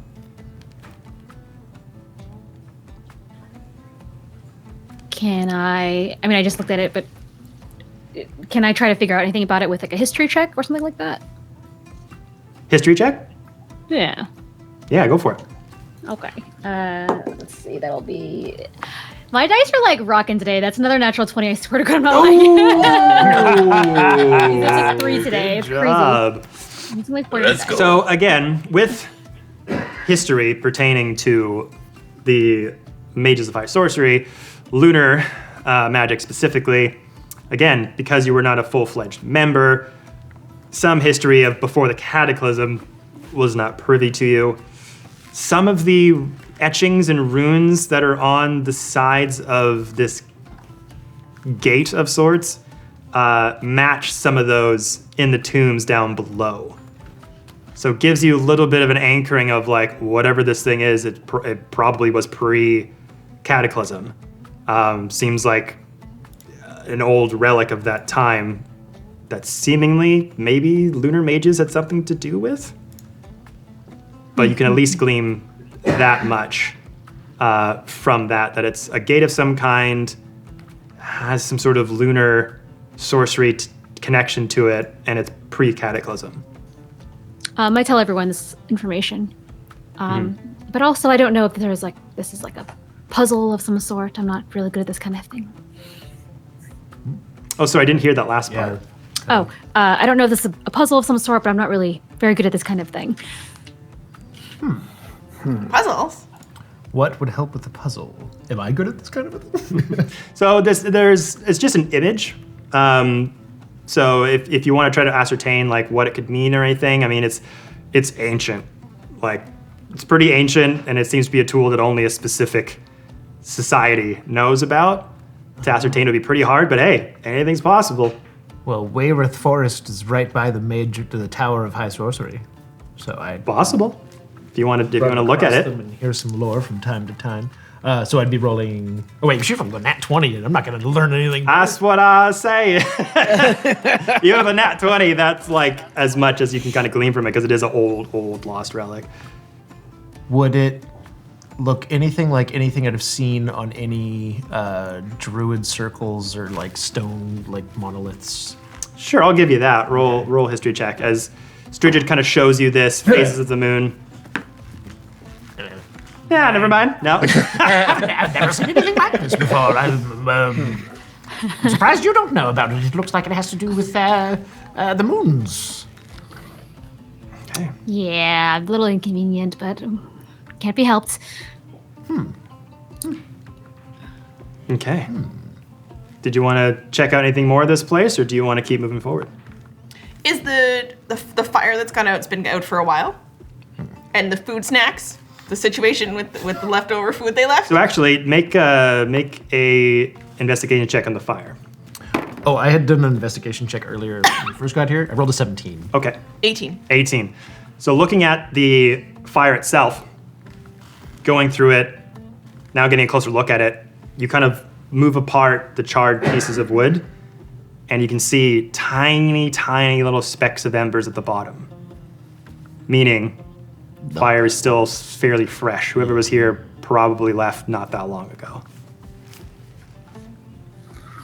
Nice. Wow. All right. Okay, now where do we go? Which way?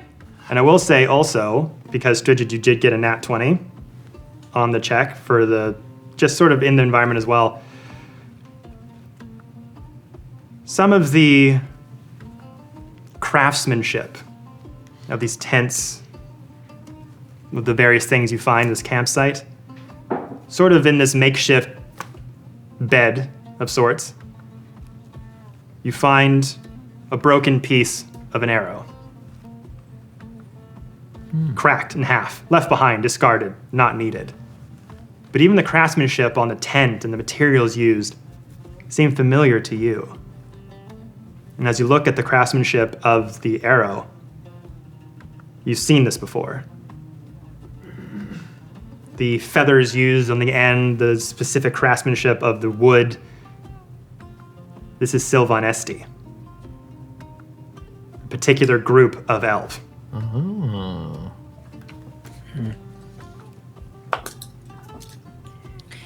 It would seem the elves have come out of hiding. This looks like craftsmanship from their culture. That's very unusual for them to wander very far. Yes, And I this assume is this was the very, yeah, sorry, I was gonna say, this is very far for those that may not be privy to the information. The Sylvan Esti forest, where these elves generally dwell, is like on the other side of the map. So to see that here, you two are right, it's very strange.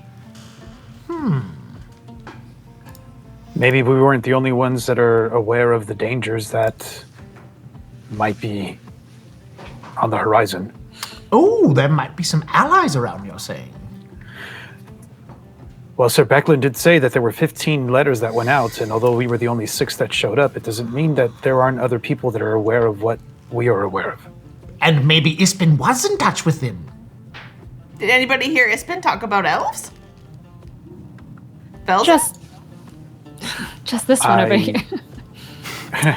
I mean, as they all look at the half-elf. I don't think I ever heard him particularly talk about elves, but my father was an elf.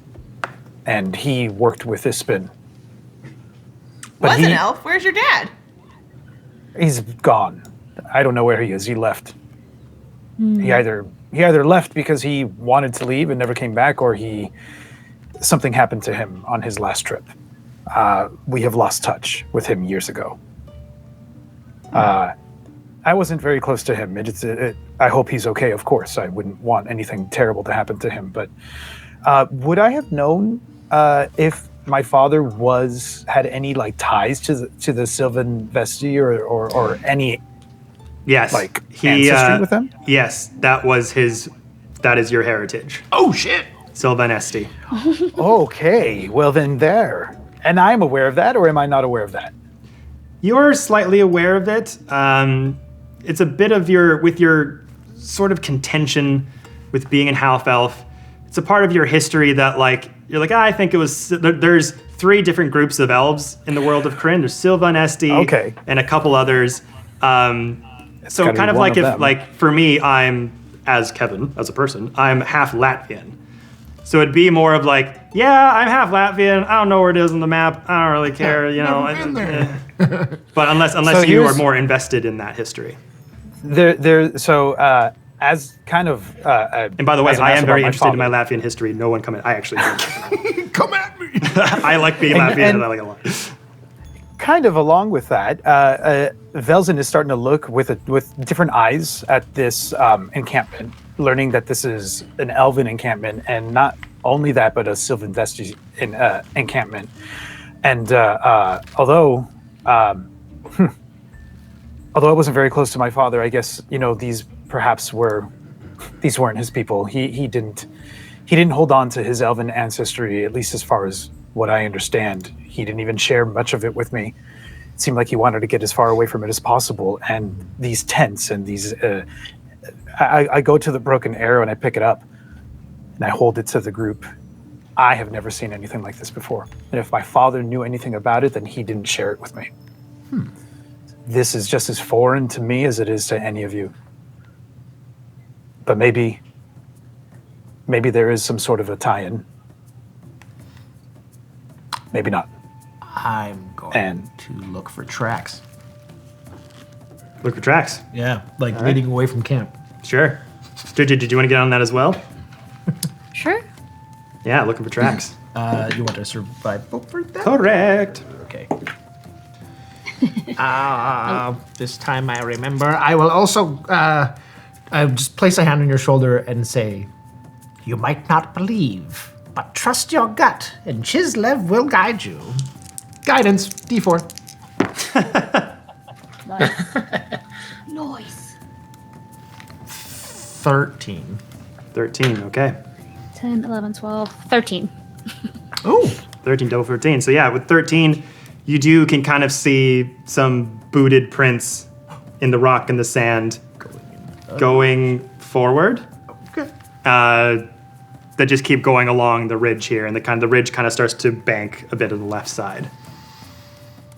Well, there are some tracks leading in this direction, and it's the best we've got to go with. Well, let us go then. We will catch up with them soon, since the fire is still warm. Strigid, I mean, what I did earlier was helpful, but I can only do that twice a day, and then I'm exhausted. It's very helpful. I was very impressed. Oh, thank you. Wait a minute. Nova! Did that little owl follow me? Did he?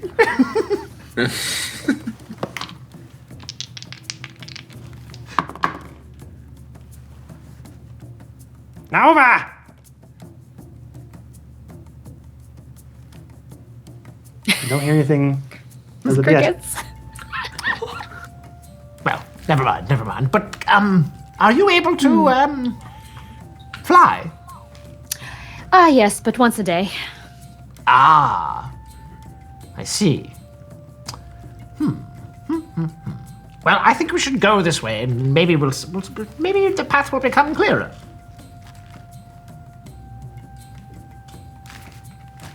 All right, so you guys go ahead, or are you flying out to scout ahead? I'm going to save my wild shape. Okay. Yeah.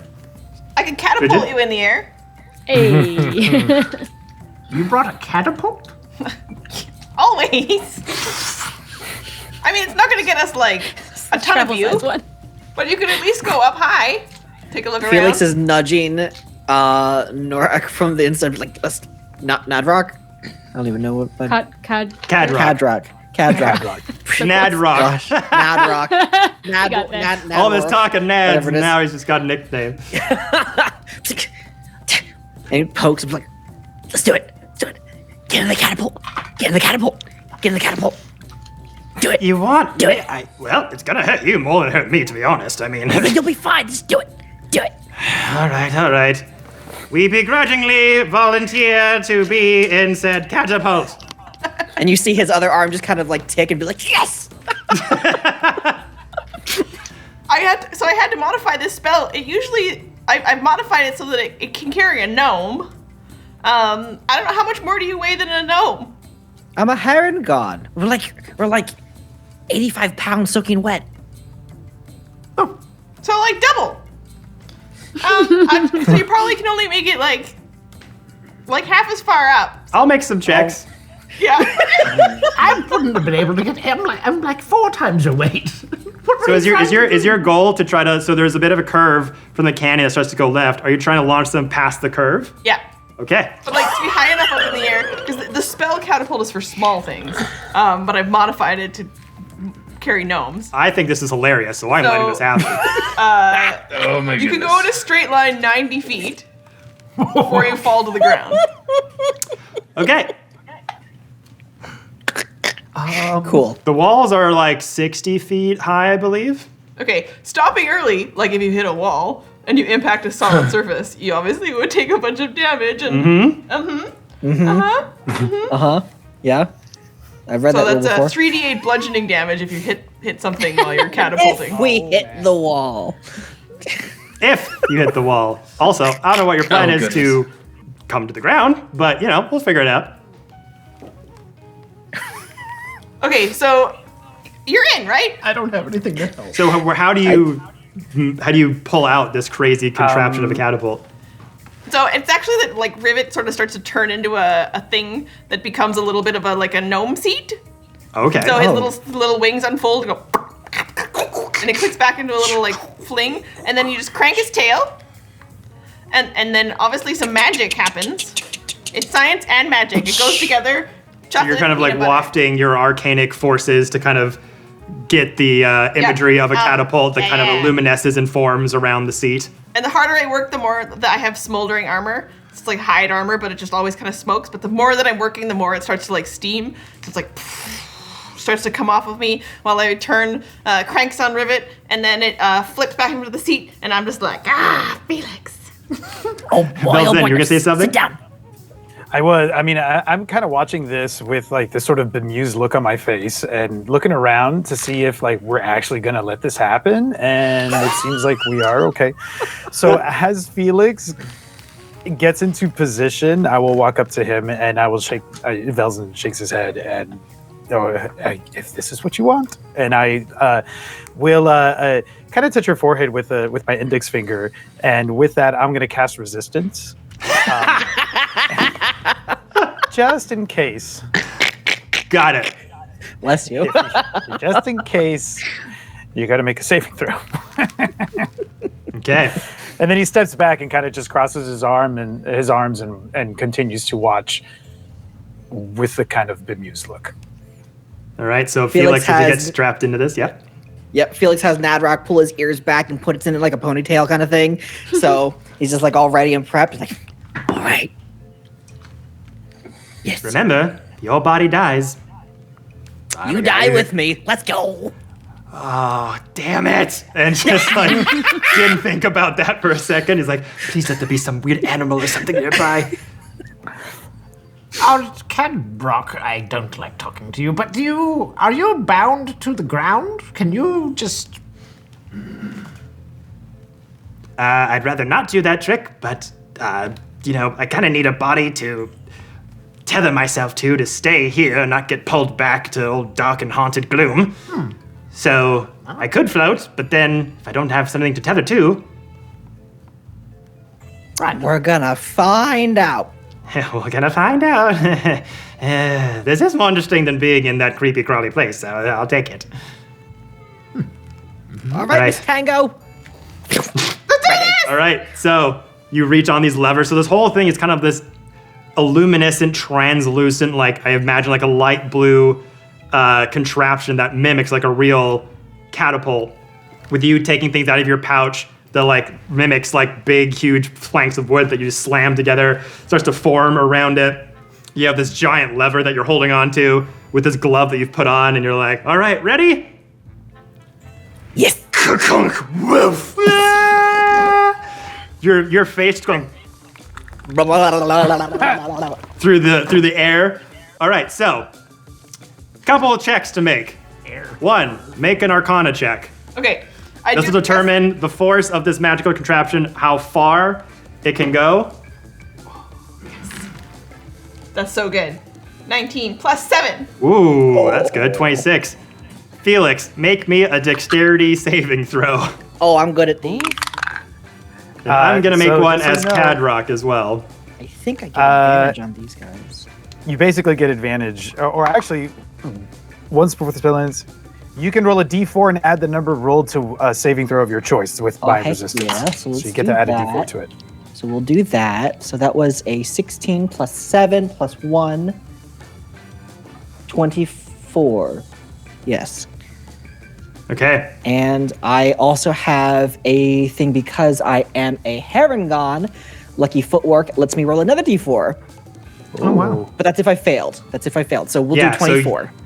You're both good. So surprisingly, the rest of you looking at this, like, are we gonna have to scrape Felix off the canyon wall here? Like, Tyran, you're kind of learning your healing spells. Wayreth, you're kind of like, what am I gonna have to do to save this person from dying? But it is literally Felix's little hair is launched into the sky, just clears the ridge in a perfect arc, clears the bend, and you just see them just Free Willy! disappear Who's Willy? past the horizon of the cliff face. You don't see them anymore. But Felix, this is what you and Cadrock see. Uh-huh. As you go past that bend and this part of this ridge comes open to you, you notice a dead end.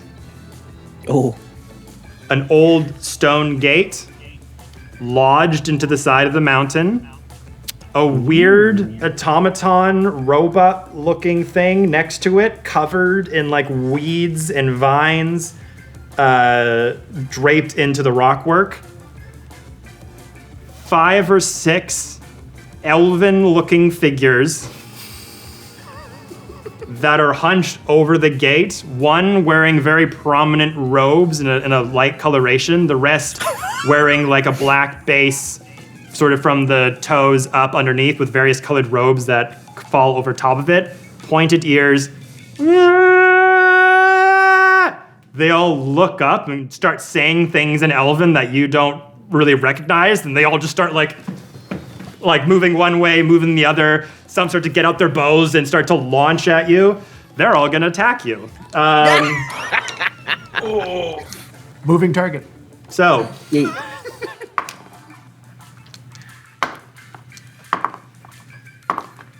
That's a lot of dice. okay, first one is a 9. Misses. Last one is an 11. Misses. One is a 20. Ooh. Shield. And one is an 18. Miss. So my AC's up to 21 with shield. Yeah. Okay. So you launch in the air. The elves go. Just these bolts just launch at you of arrows. You just launch over to them. So I'm gonna ask you, before you plummet into the ground, I is didn't there land on anything them? you can Oh, do? no, okay.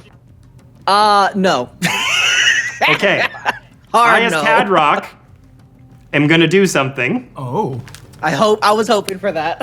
As the shield bamps up, the arrows break apart. You kind of realize, like, and you start to go into the hard rock ground.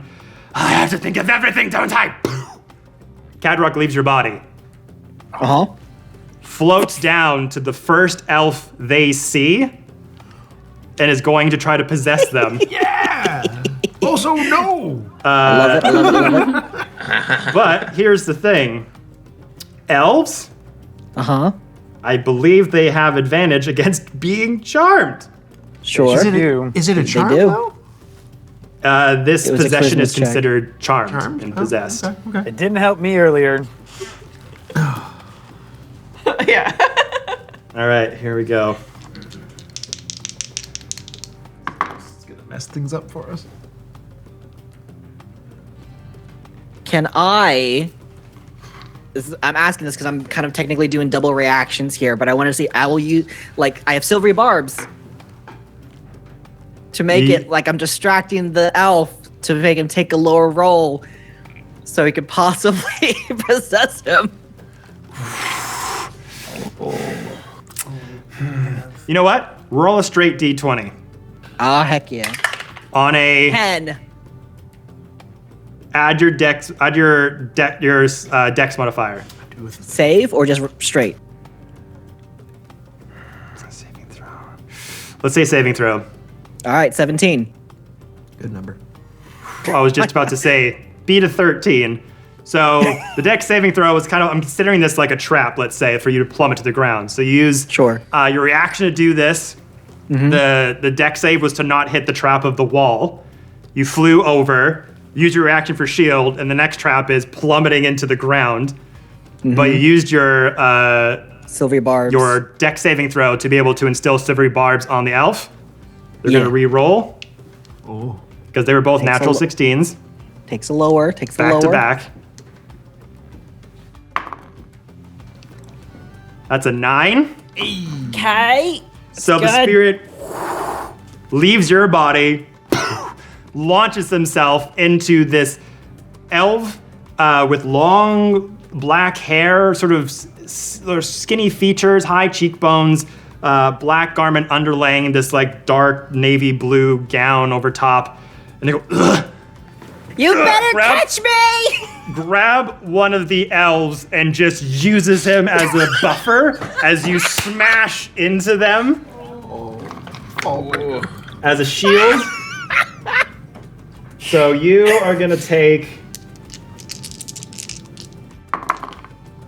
6 points of bludgeoning damage. Oh, that's great. From way more than you would have taken as they crash into the ground. The elf that he uses as a shield probably has like a broken arm and a broken rib. You just hear him going, ah! And the rest of you, on the other side of the ridge, just see bit of silence. Crack! From the other side. So before we finish the thing with Felix, what do the rest of you want to do? That sounds like it went way better than I thought it was gonna. Is it much different than what we were expecting to hear? It's better than hearing a thud and silence. Man. Right. I mean, they're heading in that direction anyway. Well, yes, let's go see if he's all right, I suppose. I guess I'm kind of just sort of looking at Tango and reading, kind of following your lead. If you're excited and happy about it, then I'm just probably going to think, okay, I guess that went well. I quickly pack Rivet up. You know, put his wings back in place so he's less and less of a seat, and all of the magic that sort of swirls back around and kind of comes back back into Rivet and I'm like, let's go! My little legs. You guys are gonna go like just walking past me. Okay. I'm moving forward. Yep, well, I'm moving. As you sort of race up to get past that ridge, turn around, and you get a bit closer up. You see these elves. Some of them are a bit, hurt, trying to wipe the dust and rock off of them. Oh. The one sort of the elven humanoid who's got various colorations of leaves as a cloak, has antler horns coming out of their head, more not for like literally coming through her head, but more as like a show of respect. Could be worn as a title of some kind. Multicolored leaves adorn their bodies, similar to the shroud that you had. My kind of person. The rest of the elves are kind of getting themselves off the ground and sort of raise their bows at you. And then the elf that was possessed by Cadrock is helping Felix up and using the voice of this person they possessed puts their hands up and says, "Put your arms down! Arms down! I know these people. Steady yourselves. Let's not act too rashly here." Velzin, you recognize this voice immediately as the body turns around and you instantly recognize the visions of this face as your father, Redmond. Uh-oh. With Kadrock's smile and a wink. And that, everyone, is where we're ending session 2 of Dragonlance Shadow of War. Oh, that's fun. Oh my god, you must be possessed by him. Aww. Oh, you got that. What are the odds? We have. That's the only thing we have in common. Yeah, it's what you can bond with. The odds are a catapult launching a Haragon into the sky. So, thank you all for tuning in to session 2 of our Dragonlance story. Very quickly, make sure you stick around because at the end of this session, you're going to be privy to those on Twitch to a bonus episode of Ready to Roll, the last episodes in our season 1 of Questline's flagship show. For those watching on YouTube, please go check out episode 1 of Dragonlance and go check out the other episodes of Ready to Roll if you're so inclined. But until then, we'll see you here next week. Thank you so much, everyone. Until then, bye-bye.